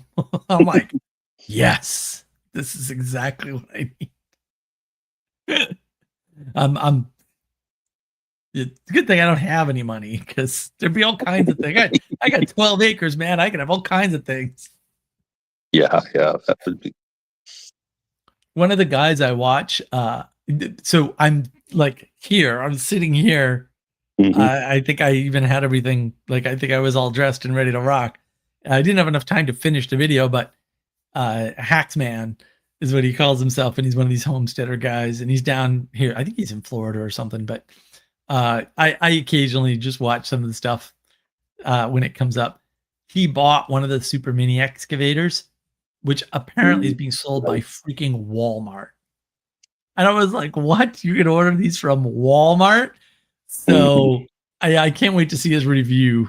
The guy's just fun to watch, so it'll be interesting. I saw a thing that was it's like this. It was built as like a play area for adults, where they had like full size excavators and bulldozer stuff in the thing for you to push things around with. So yeah. Yeah. I do need like a tractory thing with a backhoe and a dump and all that. I gotta. This is a problem that needs to be solved. Yeah. So Well, you get rid of the beavers, and then you bring that stuff in to like terraform the place a bit. yeah. You can set up. Then you can set up your shooting range and like a go-kart track. Yeah. Oh, for sure. Take a couple days. Done. And oh, yeah, I need that to fix the beaver damage alone, because the beavers have just wrecked a bunch of stuff. There's some driveway things I would fix that if I had a little bit of machinery. That's why I bought a big dump cart, a Gorilla dump cart, which is awesome. It's freaking great. I needed it because I had to fix the driveway with clay, which I have. Oh yeah. But I had to go get the damn stuff, and I got 12 acres of land. It's not exactly like right near the driveway, so right. You don't want to take the stuff from near the driveway. You need it for the driveway. Like you gotta go all the way along the dam and go get it. It's like, ugh, it's a lot of work. But the dump cart made that a lot easier, because I had done it with buckets, and I am not with my illness. I can't do that stuff. It's just not gonna. I had to stop twice just to. The dam's a good sized dam, but it's not that far, Yeah. So once I had the dump cart, that was like, yeah, I think I made 3 or 4 runs with that. And that's like 10 buckets at least. So it was great. I got the driveway fixed in no time, but it's getting towards time again, These fixes don't last. Yeah, I need the go-kart race course thing. I gotta get that done. I'm looking at the little excavators going, I don't know, man. These are pretty cheap. I mean, I don't know. Would they be enough to do the work? Maybe. I don't know. It might be worth trying. Might be worth just getting one and run it until it dies. I don't know. Be fun at We'll least. I'll do some research. We'll see. Well, just to fix the beaver damage alone once we get rid of them. But yeah. I don't know. My buddy's got beaver medication, he said. So I'm like, well, when are you going to come over and administer said medication? Yep. These beavers are looking pretty sick to me. At least I'm sick of them. Yeah.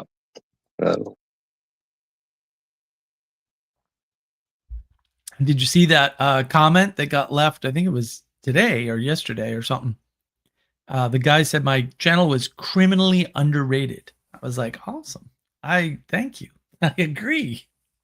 This channel is criminally underrated. Let's start throwing people in prison. Yes. I don't think I saw that one yet, but I do agree. So. Oh, thank you. That's excellent. And just trying to help, we're just trying to help people here. and some people are taking advantage of it, and others are just mad about everything. And I'm like, well, I mean, I guess you can do what you want. I just don't know why that's your choice. I understand it. I don't know why you don't want the help, but you also don't have to engage. You don't have to get angry about it. Just go do something else. I'll never Right. know. Yeah. I'll never know. I don't know who you are. It's fine. They always act like I don't like your channel, so you should be upset. I'm like, I don't even know you, bro. I have no idea who you are. Right. Yeah. Yeah. You're a rando on the internet. Why should I care about you?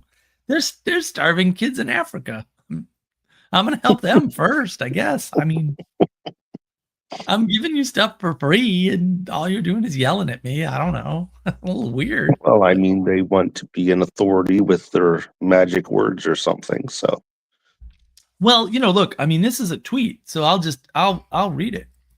The more I read you, the more I get the sense that your worldview is predicated on one single idea from which all else follows. I'm the smartest person on the planet. It's not persuasive if that's your hope, but prob 'cause I'm a moron who shouldn't critique his betters, I guess.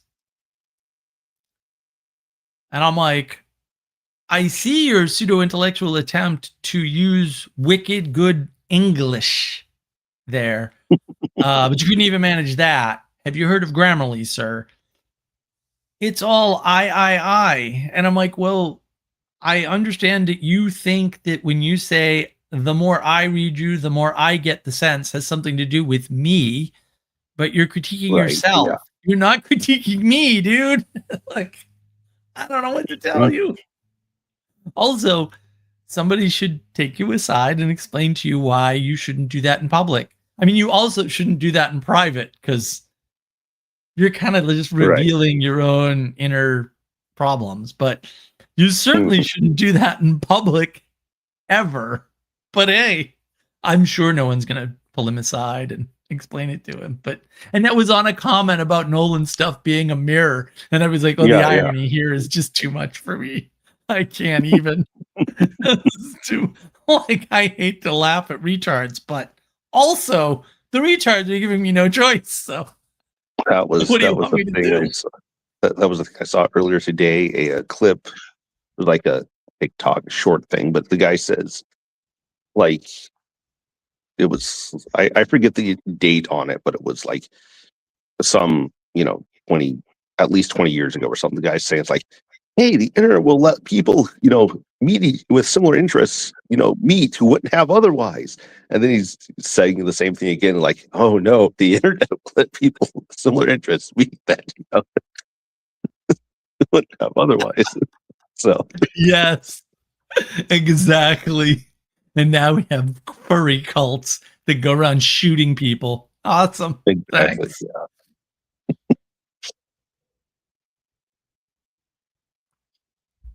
Yeah, they look at it as a unity, right? Oh, people with similar interests. It's like, yeah, but how many interests is that spread across? Right. Yeah. And then when you give everybody their personal private interests, what are you doing? You're splitting them apart. You're not unifying them, you idiot. It's a matter of scale, right? That would work in a village. Yeah.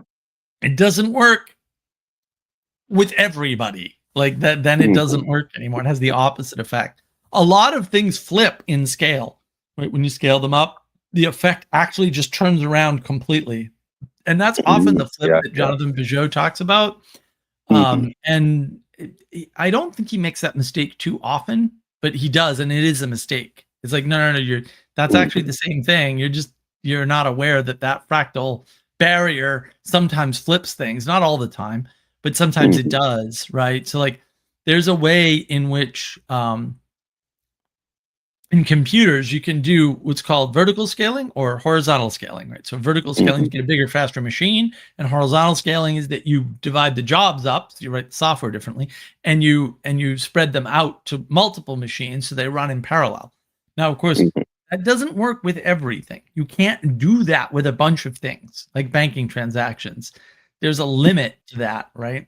It all has to get centralized again. And so that's why they still use mainframes, because mainframes, big vertical scale.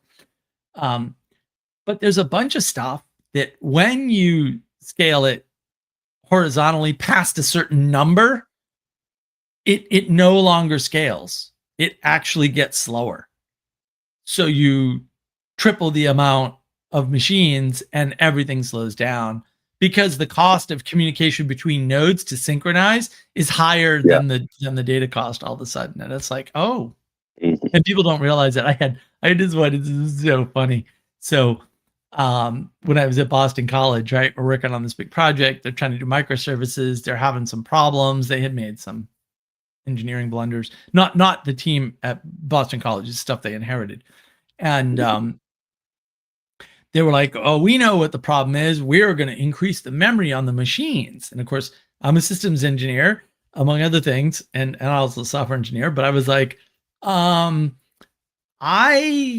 think that's going to make everything slower. And they were like, oh, Mark, you silly person. Of course not. More memory is always faster. And I'm like, that's actually not true. In particular, in your case with the Java JVM, like that's there's a point. And I think maybe I knew it back then, or maybe I didn't even know it back then. But there's a point of memory allocation where it's a cost of allocation, right? Once it's managing too much memory, that actually slows everything down because every memory operation gets managed. And so the more memory you have, the more management overhead you have, the slower things get actually. And it's not that much. It's like 2 gigs or 4 gigs, or, it's not a super huge amount of memory for the JVM. So they didn't listen to me and they put in the memory. And the first thing I did was like, well, you didn't allocate the memory. You put memory in the machine, but you got to allocate it to the JVM. So you got to allocate it to JVM. You're not using it, right? You just add it to the machine. And like, oh, good catch, Mark. And you should listen to me from the beginning, right? And so they did that, and the time got cut in half. And they were like, what happened? I don't understand. It's taking twice as long. And I'm like, I warned you.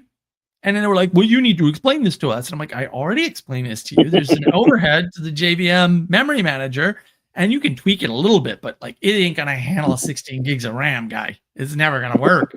There's just a number past which it doesn't work anymore because your overhead is too high. Your communications overhead, your management overhead is just too high. So you just gotta come up with a better solution. And they were, well, what do you suggest? And I'm like, well, you're using Spring Boot wrong. Why don't you rewrite all that into microservices? You keep telling it's a microservices architecture and you want more memory. That makes no sense. And then they fixed it, and then it was fine. But it's not obvious that, oh yeah, more memory, faster, bang, the speed gets cut in half and now everything's super slow. Yeah, it's not obvious, but scale does that sometimes. It doesn't always do it, but sometimes it does that. And it may look like a flip, but actually it's just scale. Nothing flipped at all, right? It's just hard to tell because we don't understand scale at all. We talk about fractal, whatever, and then we don't understand scale. It's like, well, the scale. Have you looked at the Mandelbrot thing there? I mean, it just watch it for like 10 minutes. It'll tell you a lot. You'll learn a lot. Right, you see a few iterations, you start to notice the pattern, and it's like, oh, I see how patterns work. Right, it's like I got it now, So, yeah, I don't think Jonathan Pageau understands that, and fair enough. It's not; these are not straightforward things. Like I spent 35 years in the computer industry learning them, so it took a long time sometimes. That was a thing for your monologue. The fractal similarity to the family, and authorities and governments and stuff. Yeah. Somebody argued with me about that on Twitter. I'm like, dude, this was a video with Luke Burgess and Jonathan Pageau where Luke said that, and I didn't know that when I tweeted it out, off of his tweet.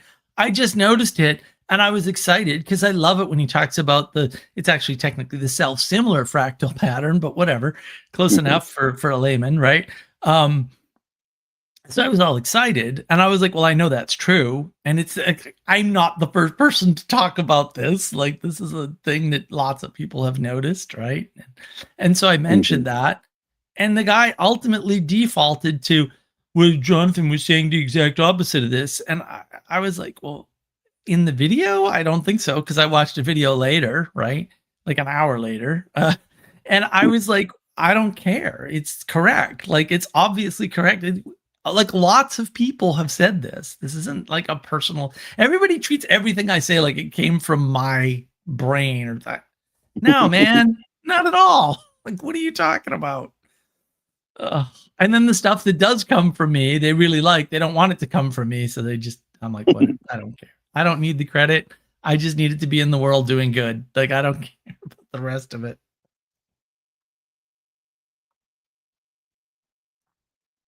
But yeah, the number of people that do things like that, and like, the thing is, they do it to everybody. It's not just me. I know that. I've seen it, but also, like, really annoying. Are we sure we can't ban these people?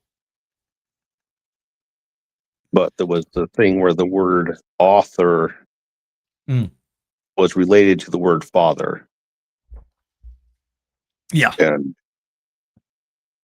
that's why you have, like, in the US, you have the founding fathers. And Mhm. that's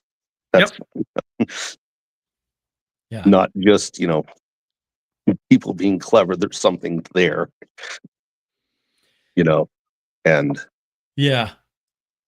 and that's why you get, they wrote, the Constitution, whatnot. They wrote the founding documents, and people are like trying to look at the documents as the thing that's instead of the people. Right. And Well, you'll never see them go back to the Federalist Papers to find out what they were thinking when they wrote the documents, because they Right, want to do yeah. their own interpretation. And then when if you round out your Ryan Reeves with the stuff that's not in the freaking playlists, by the way, on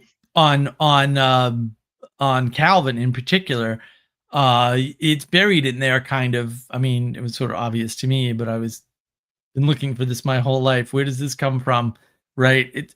They're writing books that aren't the Bible. Like, they're writing biblical translations too, but they're also writing interpretation manuals, basically. Mhm. And application manuals is what we call them, right? Like, here's how to use this software. So the Bible is the truth, but here's actually how to implement it in your city. What? Wait a minute. Whoa, time out, bro. Hold on a second. Why do you think that's okay for you to do? Like, what? How do you come to, based on your own quote theology, how did you come to that answer that you could write a book that just talks about what the Bible says and tells people what to do? Like, no, this is ridiculous. No one noticed. I'm like, what is this rise of intellectualism? Is it, and I'm not done with that question, right? It still could be humanism. It still could be Erasmus, whatever. I'm not so interested in that. I'm more interested in, where did it all come together and fall apart? It's like, oh, well, it's not the medieval period. It's Christendom is the better way to talk about it. There was a Dark Ages within Christendom, right? It was just a fall of civilization as such, or a fall of large cities. In this case, Rome. Not only Rome, but Rome was the big exemplar for the fall of civilization, for sure, right? And there's all these little enclaves, and they don't communicate as well anymore. And yeah, the technology, it's not that it was lost, but it wasn't in use. I mean, you'd have to, it's impossible to argue we lost no technology. Concrete, and in particular underwater setting concrete, obviously that was lost. Don't tell me it wasn't, right? Different ways of making gears, as it turns out, were lost during the fall of Christendom, because it's not a bad thing. You didn't need them. Like, nobody needed precision clocks anymore, right? Because they had other things to deal with, like plagues and stuff. Yeah. Barbarians, all kinds of things. It was a mess, right? It's not a bad thing. Everyone treats it like a bad thing. I'm like, so even you medievalists, you really don't want the Dark Ages, but the Dark Ages make so much sense if you cast it in the light that it was originally intended, which is to say, when we get the ancient Roman and Greek texts back, and we get back the ability to have big cities because there's no longer disease and invasion destroying everything, then we, now all of a sudden we can use these things again, right? But now we're defending them as quote Western canon, and as I was, telling Neil, like now everyone's arguing over that. Good job, you people who are in unbelievable lockstep agreement publicly are now fighting over this stupid freaking Christopher Nolan movie. Geniuses. What a bunch of geniuses. Oh, heaven help us. I mean, and how much of the quote Western stuff is just US stuff? Western values is all just US values. This is the problem for them, right? They go, well, the Odyssey is part of the Western canon. I'm like, there's no Western morality anywhere in anything in the Odyssey at all, anywhere. Like, it just doesn't exist. The ancient Greeks did not have our morality. I don't know what else to tell you. Yeah, I don't know how. I can't make it any more clear. There's nothing in Greek and Roman society in terms of ethics and morality that we adopted. Nothing. It's not there. I'm sorry. It's just not there. Now, that laid the foundation, usually through contrast, right, for what we do and why and how we do it. But it's contrast. Like, Christianity took over Rome. Like, actually, I don't know why. This is not obvious to everybody. Apparently it's not. They haven't figured it out. It didn't adopt Rome. Rome didn't turn into Christianity. That didn't happen. It got conquered. It got taken over by. It's not that hard. Like, why is this confusing to you people? Right? Which means everything that came before the conquest of Christianity has nothing to do with the ethics and morality of Christianity. The ethics and morality of Christianity won out over the Greek and Roman views. I don't know what else to tell you. Like, why is this hard? I don't understand why this is hard at all. You would think it would be obvious. Look at the timelines. And you'll also notice they always teach history out of order, out of time order. Always. It's very strange, right? Because they're doing this follow the postmodern thread of the thing instead of noticing the sequence, which is really important. Like, all the data is in the sequence, and you're like following the coherent golden thread, and I'm like, there's 1,000 of those stupid things you could follow. They're all wrong because the sequence actually matters. Like, I had no idea that Luther would write a set of books and then Calvin would write a set of books with the same title, like in some kind of weird, like, my book is better than your book contest of the pseudo intellectual mini minds of Calvin and Luther. A bunch of those two people are a couple of dopes. Everyone's like, oh, they're brilliant. I'm like, they're really kind of not. Like, no wonder why you got fooled by Karl Marx and Immanuel Kant and Heidegger and all those other retards and Nietzsche. And these guys are nitwits. Come on, like, give me a break. Give me a break. They're all nitwits. Yeah. People can't do the math, right? They can't. The more I read you, the more I get the sense that your worldview, it's like, dude, this is about you. This isn't about me. You're not talking about me. Yeah. You may be talking to me and think that's going to have an impact on me, but you're describing yourself. People can't even figure that out from a tweet and then set the guy aside and say, hey, bro, don't do that. That looks really bad. It looks extra bad when you do it on a tweet about a mirror. Like, holy bats. Yes. You couldn't write this as a like, if I were writing a sitcom, I couldn't make that up. It would never occur to me. I'd be like, that's too silly. Nobody would believe such a thing. Oh, there it is. It's right there on Twitter. No worries. It's right there. I was like, holy macaroni. What is going on here? This is bonkers. It's completely bonkers. Unfortunately, it's good entertainment. Unfortunately, it's not good for anybody. Like, it's just bad to do that. People get I can project myself all over the place. Unconsciously, to be fair. I can project myself all over the place. Oh, cool.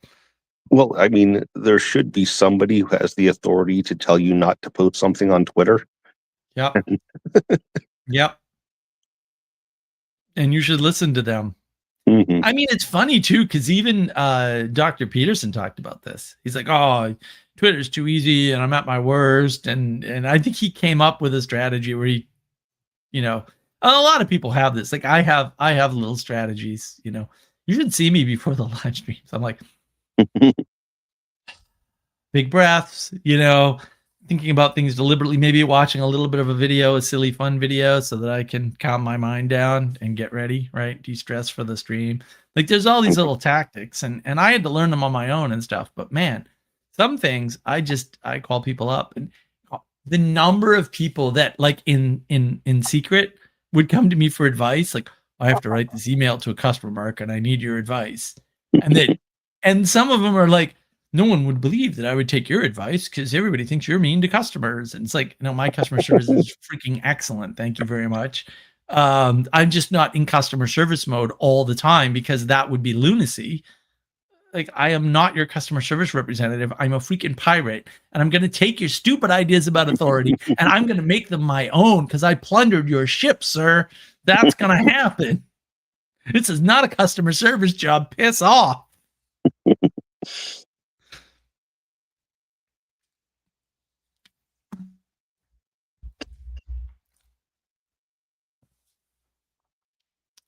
What else you got? You got to have something else. You got to have more. There's got to be more. I don't know. I think that's like a really important question. Like, who can tell you not to post something on Twitter? And if the answer is like nobody, then you have a problem that you need to address. I like that rule. Yeah. If the answer is nobody, if there's no authority that could tell you not to post something on social media, then you have two problems. And more are coming. Like you're going to create more problems with time for sure. I think that's the way to think about it. You have two problems that are going to multiply indefinitely until you fix the hole in your boat. So yeah, there's good rules of thumb out there that I'm sure we could come up with. Maybe that we could add that to the Monday Peterson practice. What authority are you under? Or, the questions at the end. Oh yeah, that would be We could probably work that in there. Yeah. That's going to be a monster practice. I want to do that online one of these days. Mm-hmm. That would be fun.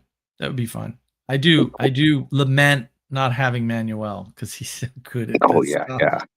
Oh, he's so good at this. I don't know why.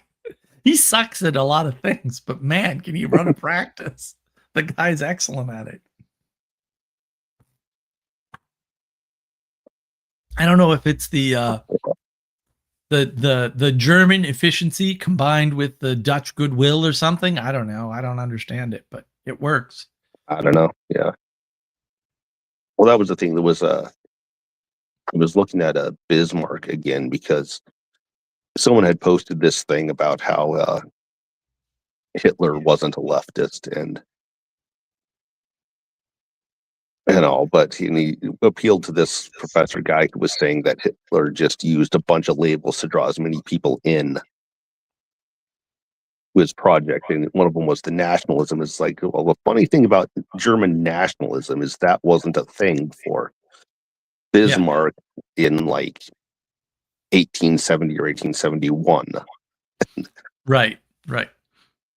And that was where I looked at Bismarck again and saw that the first German emperor was like proclaimed in Versailles in 1871, in the middle of or towards the end of their war there. That solidified things.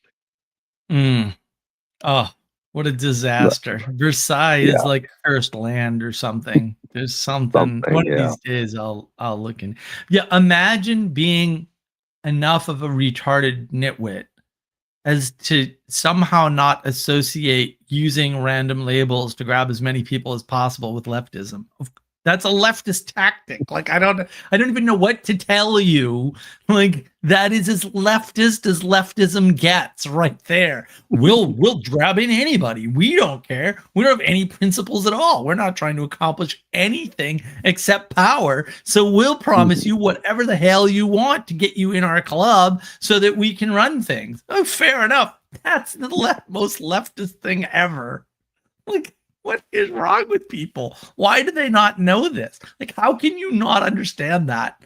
And you got a degree. They should rescind your degree and give you your money back. That's what they should do. There's no other solution to problems like this. Like, seriously, there's absolutely no other solution. You have to strip them of their degree and give them their money back, publicly. Like, you can't keep people like that in the academy. They're going to ruin it. They're going to wreck it. The academy will never not be corrupt if you leave people that stupid in it.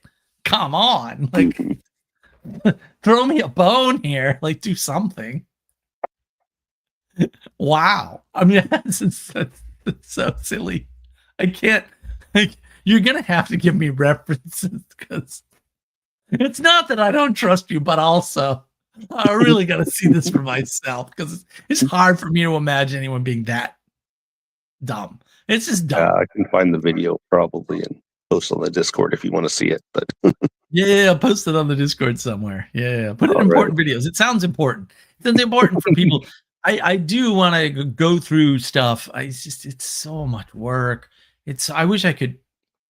I don't. Maybe I'll special train an AI at some point to do it. But it's so much work to go through and find these types of contradictions and these. It's very hard to. I run across them all the time and I'm usually busy and I don't note them down and go back to them later. So, but we should do that and like set up something that's like a practice to show you like, no, this is a contradiction. Don't believe this guy because he's a retard. Andrew Wilson's doing that. It's like an hour. It's a 53-minute video. I watched like 20 minutes of it. That was about all I had time for. And then the mosquitoes get me. But he's just going through all the contradictions that Candace Owens is, saying about him. And he's like, you can't say this and this. They're contradictory. Like, what are you doing? And it's like, people need to see that. They need, because they gloss right over it. They don't even notice. Like, they don't even, there's people out there defending Fauci. I'm like, are you high? In his own diary, he's saying, I'm guilty of all these bad things. Like, oh, fair enough. I believe you're evil. Also, why are you defending an evil person again? Who knows he's evil? Who says he's being evil? Like, they did that with Obama, right? Like, I forget what his name was. Joe something. Anyway, he was a senator, and Obama's giving his stupid Obamacare speech, and he goes, that's a lie. And everyone's like up his cheese wax for it. And it turns out the guy was right. And Obama apologized to him and said, you were correct. I'm sorry that you were right. That was a lie. And everyone's defending Obama. And I'm like, the guy not only said he lied, but apologized personally to the senator because he publicly defamed him when he was correct. And like, the guy, I mean, he lied. Like, I don't know what to tell you. Like, I'm sorry Obama lied. Also, he was evil. Like, he never didn't lie. That should have been a hint, but I guess you didn't see those either. And like, I'm just like, why are you defending somebody who admitted to the thing? I don't understand what's happening here. Like, what evidence do you need other than the person themselves saying, yeah, I kind of screwed that up? Oh, that's not enough. Okay. Well, do you need the lizard people to tell it to you to your face? Like, I don't. What standard of evidence can we have in this environment? I don't understand. Mm-hmm.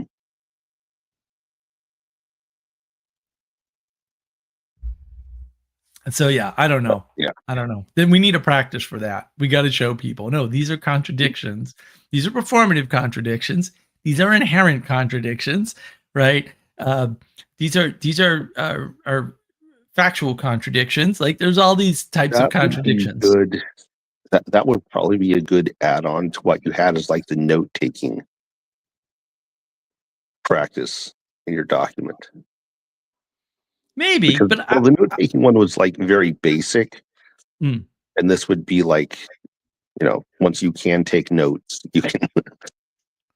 Well, Probably I would notice even it better. I would even go so far as to get together a bunch of videos or texts or whatever and go through them with a group of us, find as many contradictions as we can, and then make it like a scorecard fun game thing where you go Oh through yeah, it that would like a bingo that style would probably thing. be good. Yeah. Yeah, that's probably something we could do if that's what you want to see. Put in the comments. Mhm.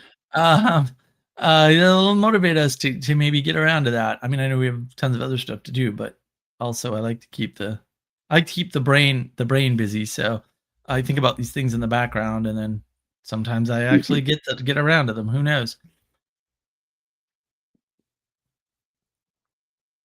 Especially when Christopher reminds me. So that's always helpful. We used to have Michelle and Jesse, and they're all gone, and Manuel, and all gone. Very sad. Very sad. We'll get more people though, and then we'll get back on track. We're not doing terribly, but man, I look out and I see this stuff, and I'm just like, this is getting so much worse, so much quicker. And like Nolan's Beijing interview, which was oh my goodness, I'm totally smitten with Nolan now. I was just sort of like, Christopher Nolan's probably a genius. It's fine. Now I'm like, nah, this guy's awesome. He's the best. Can't. Like, he goes through this whole thing about critics. He's like, yeah, it's really not a critique to point out something I do in the movie as though pointing it out means it doesn't work. Like, of Right. course Yeah. it works. Yeah. It's like, thank you. But that's the magic, right? Like, I've revealed the trick and now you're immune. No, that's not true at all. This is the problem. This is how you know it's pseudo-intellectual every time. Because they'll do that to you. They'll be like, well, there's these human biases, and what you're exhibiting now is the blah blah blah bias. Like, that doesn't solve the problem. All you're doing is being a jerk. You're not fixing anything. So what? There's a bias there. That's nice. Gravity exists. Oh, look. You know how gravity works, Christopher? It holds you based on the amount of mass to the thing with the bigger mass. Ha ha! Now you can fly. Yeah, No, exactly. nothing has changed. I feel like something's changed, but actually, gravity's the same. It's 0% different. Mhm.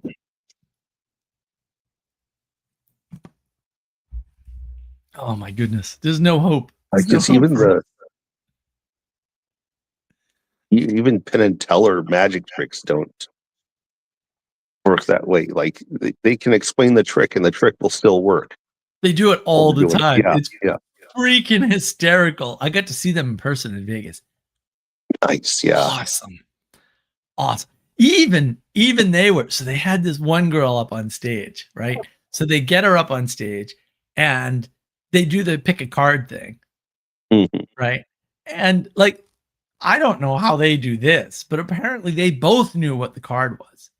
And I was like, but you're on the other side. Like, how did you know what the card was?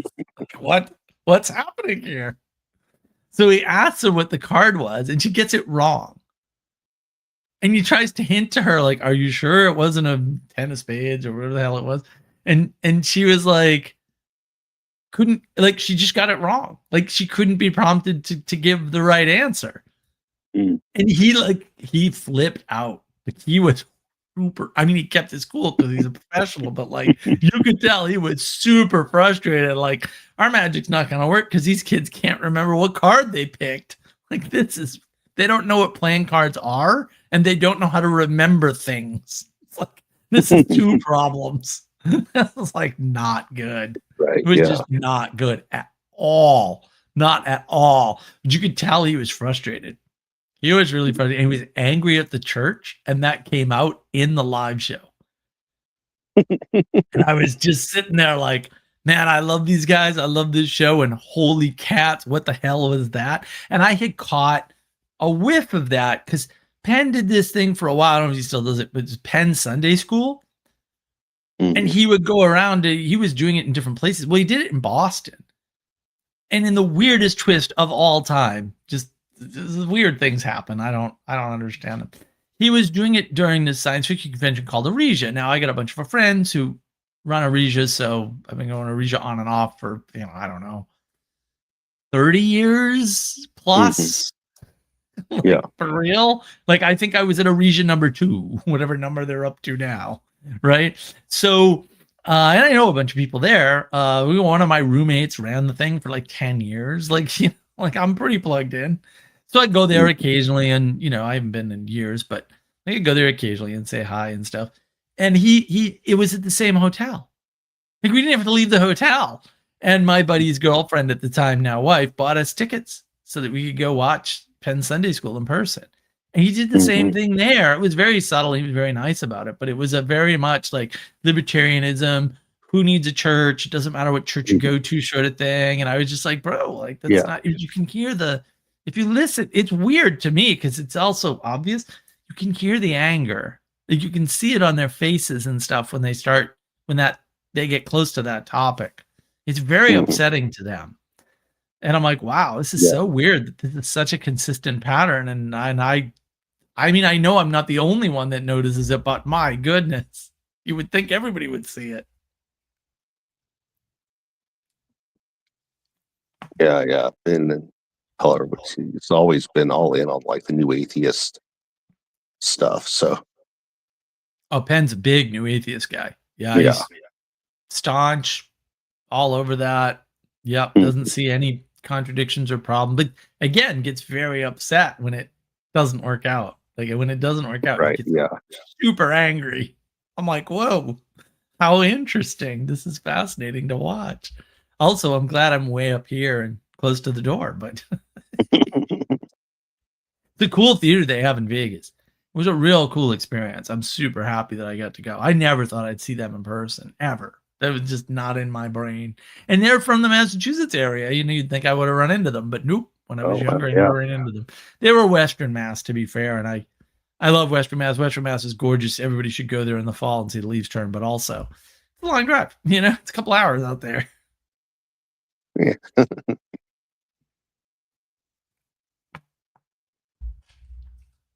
Couple hours isn't too bad up here, but everything's far away up here, though. Yeah, well, everything down south, all the cities are 2 hours away at least.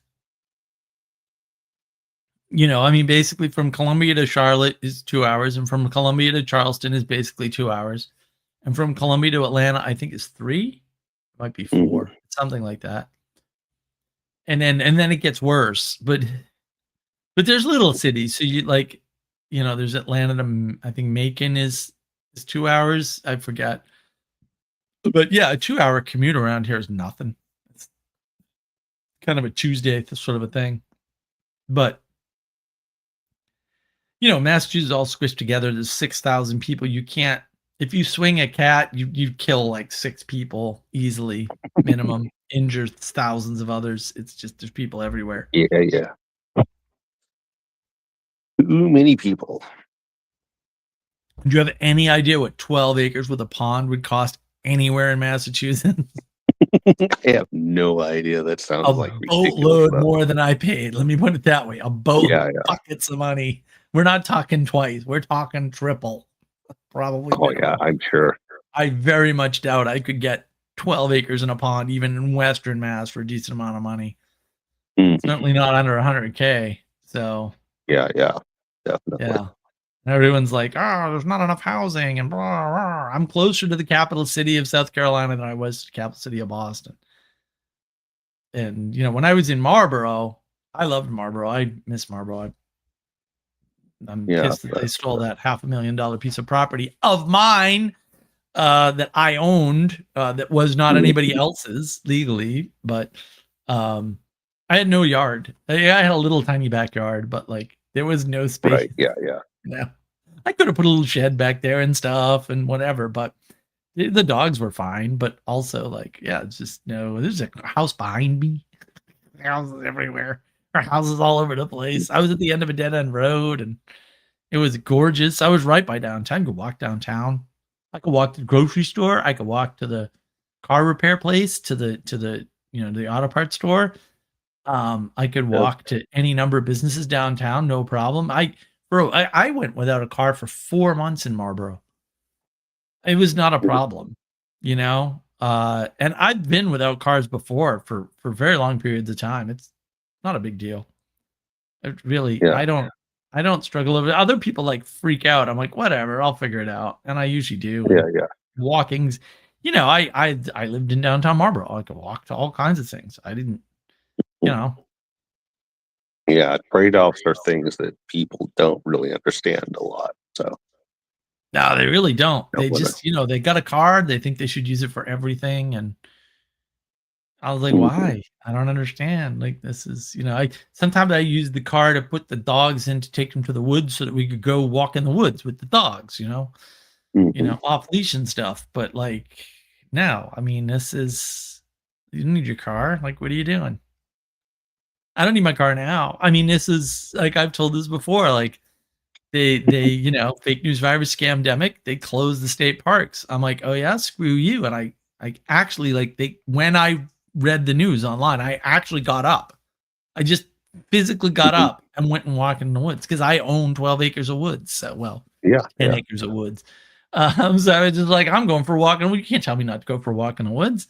Do you know who I am? Do you know what I've done? I bought woods. You're not keeping me out of nothing. I don't know who you think you are, but it ain't working. Sucker. And of course, they never knew. So it didn't have an effect. But also, Yeah, I mean, but in 2020, I was still a pirate rebel and wasn't going to take nothing from the government. Still was never a libertarian, but, Yeah. close enough. And I regret nothing. I'd do it again tomorrow if they closed the damn state parks. I'd be like, no, I'm going for a walk in the woods now. Screw you. Yep, yep. Idiots. And then everyone's like, incompetence doesn't explain anything. And I'm like, you're going to have to do me a lot of explaining about how fake news virus scam COVID nonsense came to be, if not for Mhm. incompetence. Like, there's no way that you can explain this away without 80% incompetence being involved. No, there's no statistical way to do it, guy. It's yeah. So up north, because Sarah talks about this all the time. This was 3 years ago. So we're talking 3 years Okay. after the whole scam has been revealed and everything, right? Like, nonsense. She's in an outdoor parking garage, an open air parking garage with no walls, open to the outside. And she goes up to talk to them, and they're like, you have to have a mask on. She had to go back to her car and get the mask and put it on and then come back to talk to them outside in the outdoor parking garage. And I was just like, what is wrong with these lunatics? These people need to be like, Yeah, yeah. but it wasn't everywhere. Mhm. So like different towns and cities in Massachusetts had different times they opened the Yeah, yeah. restaurants. It wasn't statewide. It wasn't a madness. It Mhm. wasn't like an NPC thing. It was very erratic. Mhm. So, and people don't appreciate that. I'm like, well, a certain amount of incompetence has to be involved for it to be that erratic, right? You're not going to get an Mhm. erratic result like that if it's mind control or mass formation or whatever nonsense term you've come up with to be Yeah, special. yeah. Even though we have better terms back in the 1920s, it's fine. Mass formation, idiots. How to spot a nitwit in 10 seconds. Oh, you renamed something we already had a better word for. Thanks, nitwit. Appreciate it. Really, what I was looking for. Another freaking word to add to my vocabulary for no freaking reason. What if we made it primordial mass formation, Mark? Oh no. You and Sally, I swear I'm gonna get you both in a room and there's just gonna be death. That's what's gonna happen. Torturing me with this primordials. Oh man. Man, when Vervaeke said that, I think I lost hope for humanity at that point. I think that was the moment. I was like, what are you talking about? Why are you doing this dance? Are you talking about the pre-created ordered universe that we have the privilege to be born within? Is that what you want to make it primordial now? Please stop. Stop. What are you doing? Cut it out. Oh man. That was just so ridiculous. It was so ridiculous. I just can't with these people sometimes. I'm like, you can't fix stupid like that. If somebody has a cognitive dissonance like that, there's no recovery from that. Like, what are you gonna do with these people? Well, that's the kind of thing that an IQ isn't going to help you with. It kind of created the problem in a large way. Right. Well, I'm smart, so I can make up my own jargon and it'll be better than it's like, what? No, that's not what IQ means at all. Like, even if it were a good measure, which it's not, Nassim Taleb's pretty clear about this. Yeah. It still wouldn't have that effect. Like, what are you thinking? Like, where are you getting this from?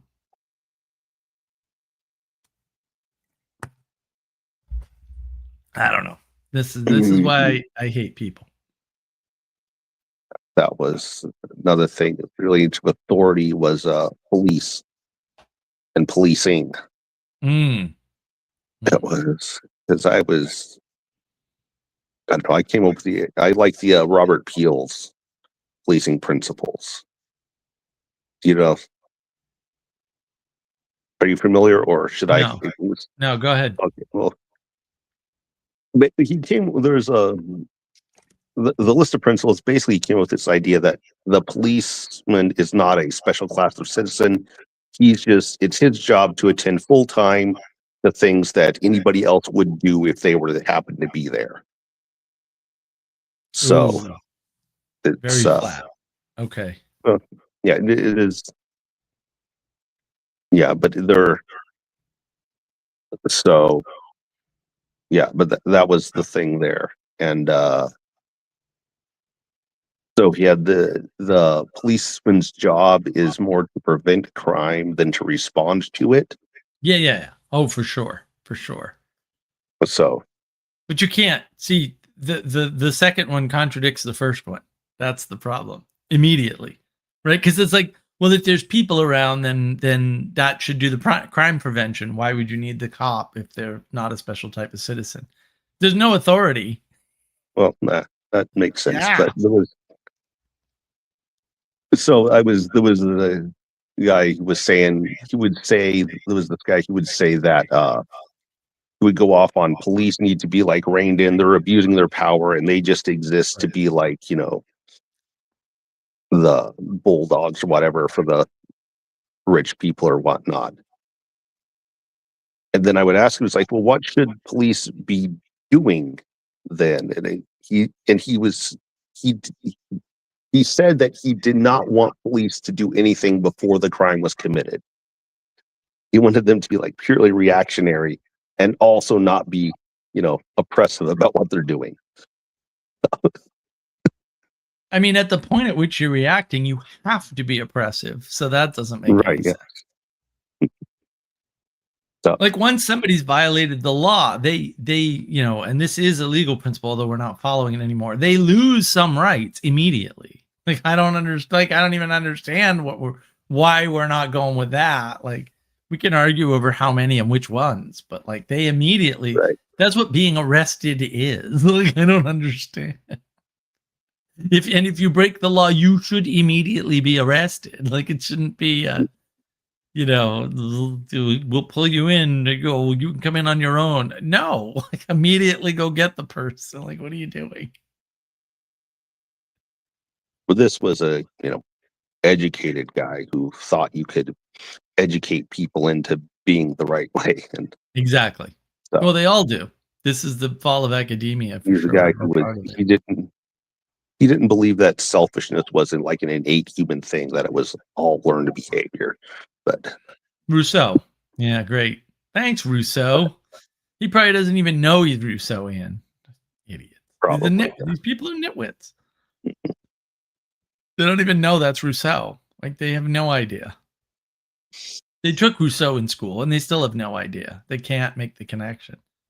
The number of people that can't make connections now is just off the charts. I just see it all the time. And I'm like, you really just can't make connect. Like Candace Owens, like, she just can't. She can't connect two of her own statements that are 2 minutes apart. Like, oh, this woman's lost it. That's too bad. It's very sad. She did such good, and that's the thing, it's going to ruin all the good work she did in the beginning, which is very sad. Well, yeah. Yeah, but Mhm. Charlie Kirk just broke a bunch of people. Like it just broke people. It made a bunch of people insane. Like it took a bunch of moderates and freaking ruined them. Like they're wrecked. Yeah, that was weird to Completely see wrecked. that happening. So Yeah, it's very people sad. people wanted him to be like a martyr for some cause, either theirs or either one they were for or one they were against. So Right. Right. Right. Well, that's the funny part is, yeah, the ones who want him more as a martyr are actually the ones that celebrated his death. And people don't Mhm. realize what that means. They don't realize the implications of that. They don't even know that that's true. They're just not paying attention. They're so focused on their own binary view that they don't understand that it's a mirror image of the other side's binary view and that they want this icon. They both want the Mhm. icon. They're like, Yeah. oh, because George Floyd died, death as icon valid and causes change in the world and therefore, and I'm like, holy cats. And then and then one side just says, well, obviously we don't need Jesus' resurrection for this, and the other side is this validates Jesus' resurrection, and they don't realize they're doing the same thing. I'm like, Mhm. no, you're making exactly the same mistake. I don't even understand what to tell you about this anymore. Like, Mhm. there's so many people too. And like we lost people off the server over that. I'm like, what is happening? And I've never badmouthed Charlie Kirk, and I don't know anything about him really. I mean, he went talking in the college campuses. That's great. I'm Yeah. sure that was helpful for a bunch of people during their formative years. That's fine. I don't think it's a good strategy, but I think it's better that somebody was doing something like that. But I mean, if you didn't know you were Yeah. going to get shot, I don't know what to tell you. They said words are violence. What did you expect them to do? I don't. People really can't take next logical steps at all in their heads, and it's just puzzling Correct. to me. I'm Yeah. like, you need to get outside and like see how things are connected and understand that there are consequences to actions, and most of them are Mhm. incalculable by you, and that's fine. But Mhm. maybe a little humility, I don't know, like maybe a little caution on your part, but Well, that was the other thing you sort of mentioned was I think was the quote that I want to live contentedly in a world I don't understand, yeah. and that was a lot of people is like I don't want to go around like I'm going to refuse to be content unless I understand this. Exactly. Well, and that's all Reformation. It's all Reformation. Right. Like, and William Tyndale, man, that guy, he is like the unsung villain of the universe. Like, seriously, like, I want even the plowshare to be able to read and understand every aspect of the Bible. So I'm going to reduce the word count by an order of magnitude or two just to make sure that happens. It's like, really? And now we're arguing about whether atonement, which is a made up Tyndale word and doesn't make any sense in the context he uses it in, is in the Odyssey. And then Nolan's going to say, no, it absolutely is not. You're a lunatic. Right. Yeah. And by the way, you critics aren't good critics. Like, the best interview of all time. He did it so nicely and he did it so smoothly and he did it so Yeah. well. I'm just like, Mhm. this is great. This is my new favorite human right here. This guy's awesome. I can't believe he did that so well. It's so good. And he's just like, oh, it's like taking a machine gun and just mowing down your enemies. And they're just standing there like, what's happening? Why did that guy die? Yeah, I don't get it. Idiots. I'm pretty sure the critics saw that and didn't even notice that. No, they did. No. Yeah. They're still, and Yeah. like I said with Neil earlier today, they're arguing over the Western canon. Good job. Good job. They Mhm. still haven't learned their lesson. More conversation. Yes, why don't we talk about the Western canon to death so that nobody knows what to believe about whether or not it exists and what the hell it is and what it says. That's Mhm. a great idea. What a great plan. And the irony is this is from the people that believe with all their hearts that works to move people's minds. And I'm like, you would never do that if that's what you believed, ever. That would be the last thing you would do is have an argument over the Western canon if that's what you believed. For sure. The absolute, like, you would sooner kill yourself than let that happen. And here you are diving in with both feet because you so want to be important. You so want to be the guy or the girl who does the thing with the words. And I'm just like, oh my goodness, like, this is ridiculous. Oh, we're going to read this book with a dead person. That's why would you, why are we doing that? What is happening? Like, how can you be that, like that? How can you be like that? How can you be like, how can anybody be like that ever? No, it's not necromancy or anything. I guess, like, freak me. So, I can't with these people. I just can't do it. And you know, you try to help people, and they're like, "You're mean," and I'm like, "Well, if I'm mean for helping people, I'm okay with it because your opinion doesn't matter. So your assessment means nothing to me." I mean, that was the thing you mentioned, the confidence, passion, and arrogance. Can't tell them apart. Yeah. People cannot tell them apart at all. And I'm like, oh no, this is, you know, they don't recognize that Eric Weinstein, however smart he is or is not, is super arrogant. Like, he's so MIT arrogant. It's just like, I know this pattern so well. It's like, it's boring. Very boring. I've seen this before. It's very boring. You know, and it's too bad. And his brother Brat, right? He does the confidence thing all the time. And I'm like, but you're not right about that. Like, you're very confident, but you're not right. That's not an arrogance, though. I mean, he's not arrogant at all. Yeah. He's like the opposite of his brother, which is hysterical. It's hysterical. That's interesting to see those two, but yeah. It's funny too because they did an interview a while back together, and man, it was so sneaky because Eric just kept trying to drag his brother into his little scheme. Mm-hmm.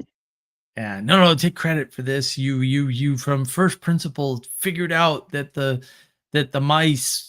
white mice would be a problem. And I was like, I'm sitting there watching this video and I'm just like, I knew about this when I was a child. Like, I do not understand. And I mean, I didn't derive it from first principles. What are you, high? I mean, A, it's obvious, but B, I'm sure I had a discussion with somebody about it because I had access to MIT and Harvard and all. Like, I could talk to people about that all day long. They love to talk about that shit.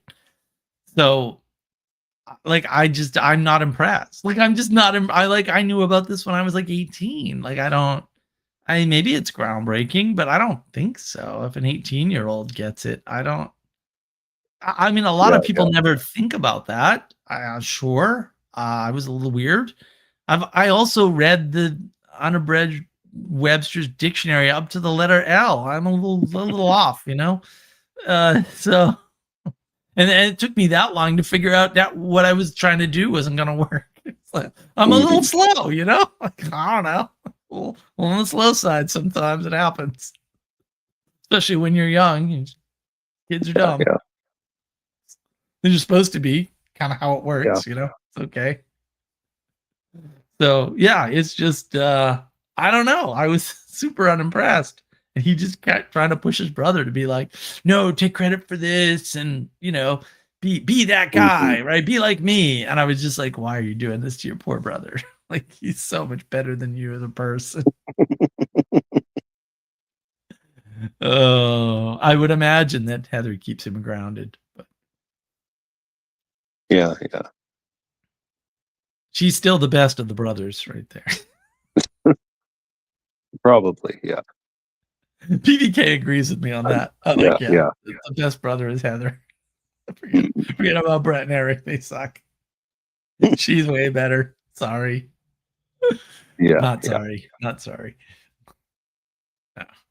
No. I don't know what they're up to nowadays. They're saying wacky stuff. He's back on his conspiracy train stuff. That Hmm. it's too bad. It's sad. It's like everyone's like Candace. I'm like, Candace is just the latest victim of a long trend of insanity that, sort of, Brett already hit that wall, just not as badly, right? But it'll come. He'll get completely conspiracy paranoid soon enough. Don't worry. I started listening to Brett's stuff because at the time when they were having the basically nightly riot things at Portland. Yeah, the reports. Yeah. People were talking about that. I started listening to Brett because, okay, he actually lives in the area. So I might listen to what he says about that. And so I listened to him for a bit after that. And then just kind of fell off from listening to him.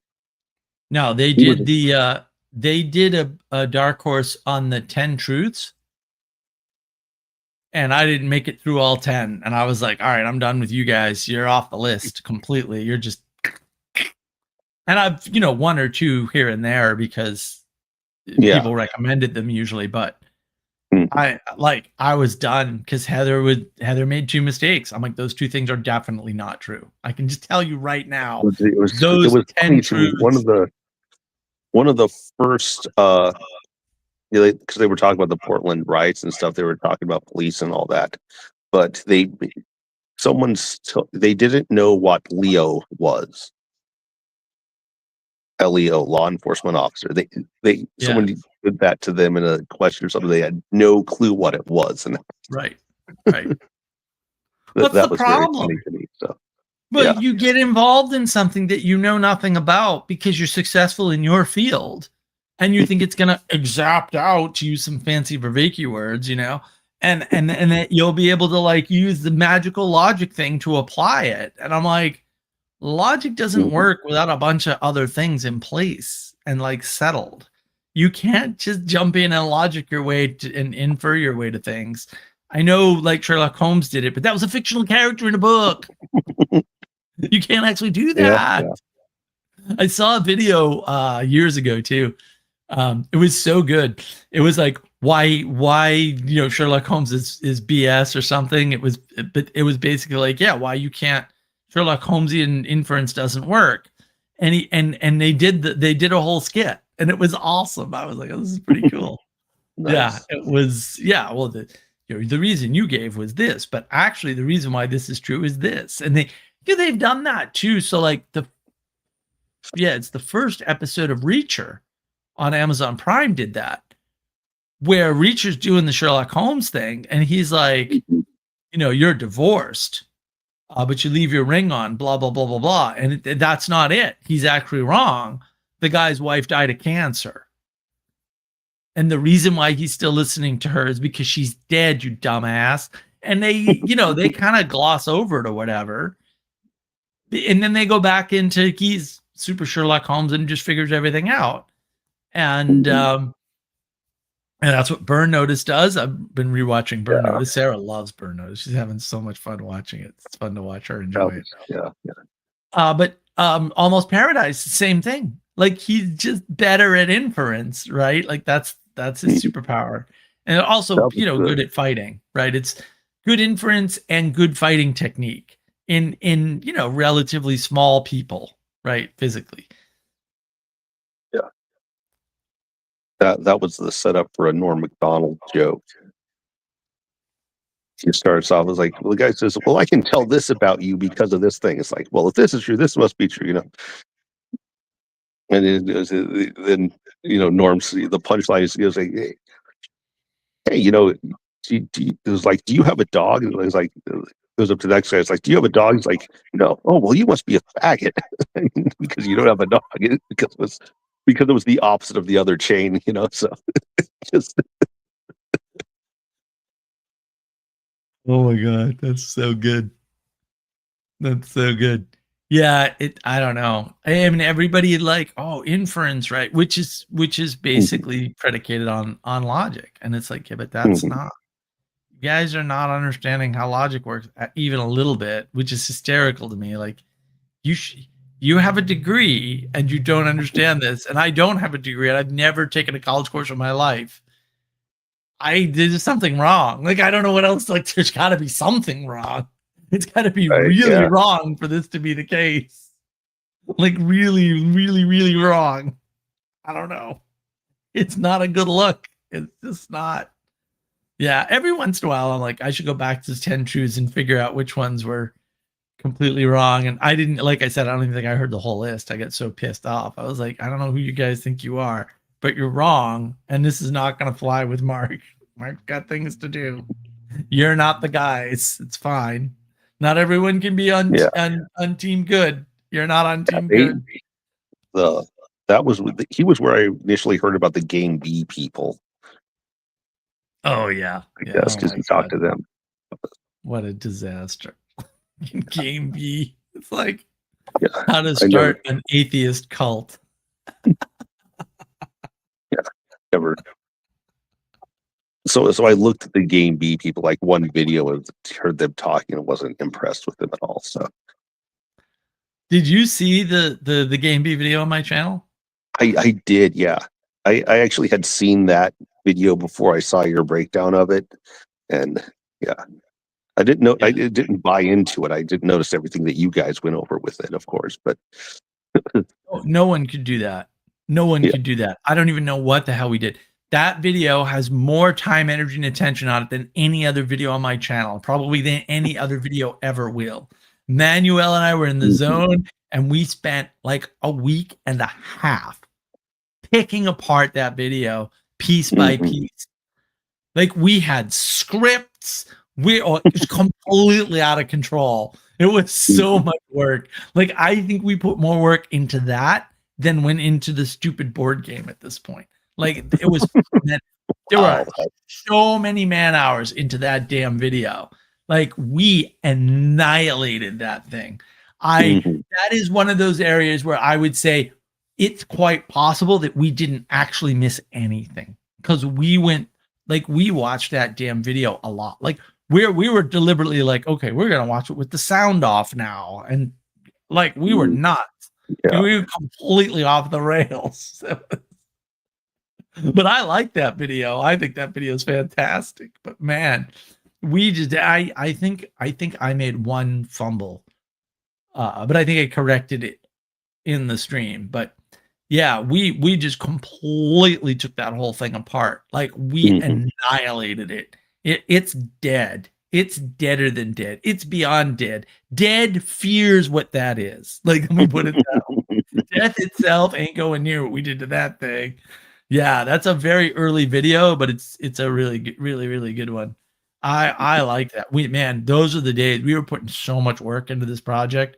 It was unbelievable. I mean, that's where all the other stuff comes from, is all the base work that Manuel and I did originally, back when I had a lot more focus.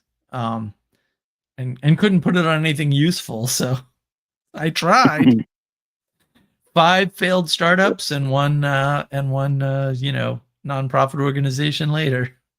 And all I've got is this crazy pirate live stream. That's the whole thing. That's all you need is your ship. So I mean, that's good. Feel everything else. Exactly. I've got a weighed down ship and no tractor and no pickup truck. I live down south without a pickup truck. I feel like less of a person. Can't live down south without a pickup truck, especially not if you get 12 acres. Like, what the hell? I don't know. After we sell it so far, we just need to sell 1 billion copies for the board game, and we'll be looking up. So that's still the plan. That's still the goal. 1 billion copies of board game. We could throw in a few book sales here and there, and I got to do the Dog-Headed book release. I'll do that on Monday or something. Or do that and finish the Manners books. That should be big when you get that done. Yeah, I know. Every time I think about that, I'm like, when am I going to have the focus to just sit down and do the Scott work? Because there's a bunch of Scott work, and it's just like, I just have to do it.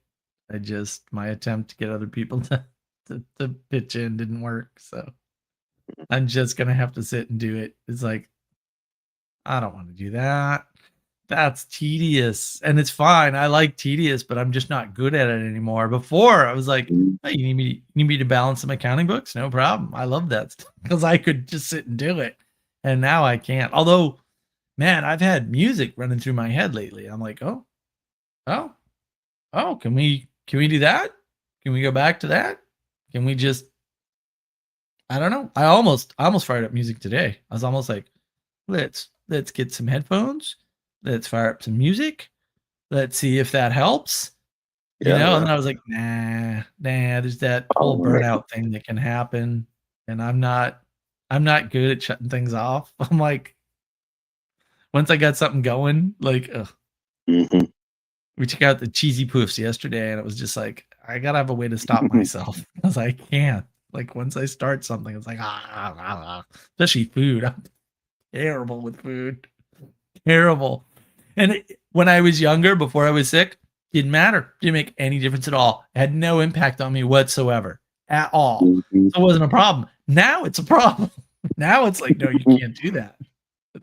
There's gonna be really bad consequences. So yeah, it's an adjustment. It's an adjustment. You go through these phases in your life. It's not my favorite part. This is my least favorite phase. I gotta say. Getting bit by mosquitoes all of a sudden and not being able to eat like a complete pig and not worry about my gluttony. Not good. Not good.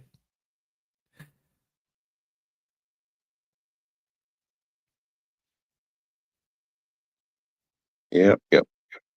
Gotta figure out what you're principled and unprincipled about. So there's a future video that I'm avoiding right there. Is how to determine that stuff. Such a pain. All this stuff is such a pain. But we'll get the new model video roll up and the Peterson video out. And this new video I just recorded out. I'm going to try to jump the line on that one because that one is very much based on current events. Might get me demonetized. This is not, we'll see. We'll see what happens. That's always fun. Well, you know, it's what do you want me to do? Right? Like either I tell the truth or I don't say anything. And I can't. I can't just sit back and watch people struggle with something that takes 2 seconds to fix, right? And it's not just as Peterson says that people need so little encouragement. That works. I tried that experiment. It totally works. It works far. It's so effective. It's criminal. It's criminal how effective it is. Like nothing should be that effective. It's super effective. But also I think related to that, because it's the same pattern, is people just need to hear the truth sometimes. Like they just need somebody to unapologetically tell them how it is and point things out. And I think that's what Charlie Kirk did for people. And I think that's why they have some of this, mission. But if you want to see a flip, it really is George Floyd, Charlie Kirk. It's like, no, you guys are guilty of the same problem. Just in reverse. This is not good. Yeah. We got to get out of the pattern. We got to get out of the binary. We can't be stuck there. This is all terrible. Yeah, that was the G.K. Chesterton had his famous quote that we'll soon be living in a time where people will be mocked for saying things like, triangles have 3 sides, the grass is green, the sky is blue, and 2 and 2 makes 4, and so that was a thing. It's seems to be increasingly useful and necessary to say things that are or should be obvious. I see. So, yeah. Chesterton was not wrong. As the chaos gets worse, the simple order becomes more obvious and useful. So yeah, and we're so stuck in a flood. It's just and people don't recognize that they're drowning in information. And I'm like, and we got to that right at the end of the live stream when Neil had to leave. And I was like, oh yeah. Man, That's too bad. I would have loved to dig into that, but wasn't going to happen. So You could he's a start there busy next time, I guy. guess. We'll do it again. He's all in. So, we'll see how that goes. I like what happened on my channel today. I think that's freaking awesome. Nice. Yeah, yeah. You got a People bunch are of watching the views right on 3 stuff. videos. Yeah. Yeah. Yeah. Those are all new people for sure. Right. So I'm like, oh, that's great. I hope they all subscribe and stuff and then comment and stuff. But hmm that would be miracle territory. That never happens. Yeah. Miracles happen. So Miracles happen. Well, every day for me, I'm kind of like, well, whatever. I got my dragonflies and my butterflies and the yep, yep. occasional hummingbird, and you can just get rid of the ants and the beavers, and the gopher will be all set. Nice. Yeah. We had to kill all the ants. They're all dead now. That's good. Yeah, the borax wasn't working, but the taro works really good. Right on. I don't want to use the taro, but also it's the only thing that's working at this point. I'm like, well, we can't have ants. Like, this is ridiculous. The ants are just destructive towards everything, and they're tiny. They're like sugar ants. They're super tiny. I'm like, no, you guys got to go. Can't hang out here. You're not paying rent. You got to go. Mm-hmm. Eviction through extreme death. Yes. Poisoning is valid. All right, my friend, let's wrap it up. What you got for closing authority? You're an authority on closing up the live stream. You go first. I guess I will accept my received identity as the authority on closing the live stream and say that you need to submit to the authorities in order to be better. Oh, and you need to be better because the world needs you. So that sounds familiar. I wonder if I've seen that somewhere. I don't know. I don't know. Maybe Works pretty good though. it's a mystery. Could be. I might be imagining it. Yeah. Thanks for hopping on. I appreciate it. We're gonna have to drag Castle on here one of these days, and maybe Neil. Neil was all like, "Oh, I'll dress up." I'm like, "Well, if we're playing dress up, come on Friday." That's yeah. Not the only time. We could do it some other time too, but like, I gotta know in advance. Am I gonna dress up for all the live streams? That would be crazy. Oh, yeah, and I just we definitely Castle for that. That would be epic. I know if we had Castle and Neil at the same time, it would be nuts. And then maybe Sally could join in one of these days. That would be completely off the hook. I'd have the whole pirate crew all at once. Oh yeah. No, we'd have to find something to raid. I did want to, as the authority, I did want to sort of show off some of the great work because we have this beautiful miniature that's going to be part of our board. Yeah. And I just wanted to like show off some of these pictures because, they're really good. And this is all part of the board game, which we will be trialing tomorrow morning at 10 a.m. Eastern. We're gonna use actual printed cards, even though we're doing it online, which I realize we'll say not optimal. But I wanted people to know, like, no, this is like serious stuff. We've got all the components. We're just sort of down to the last stretch here, right? And hopefully the playtest goes well tomorrow. We'll find out. And this is what we're doing, and we've got practices going on again, and we're making progress towards other things.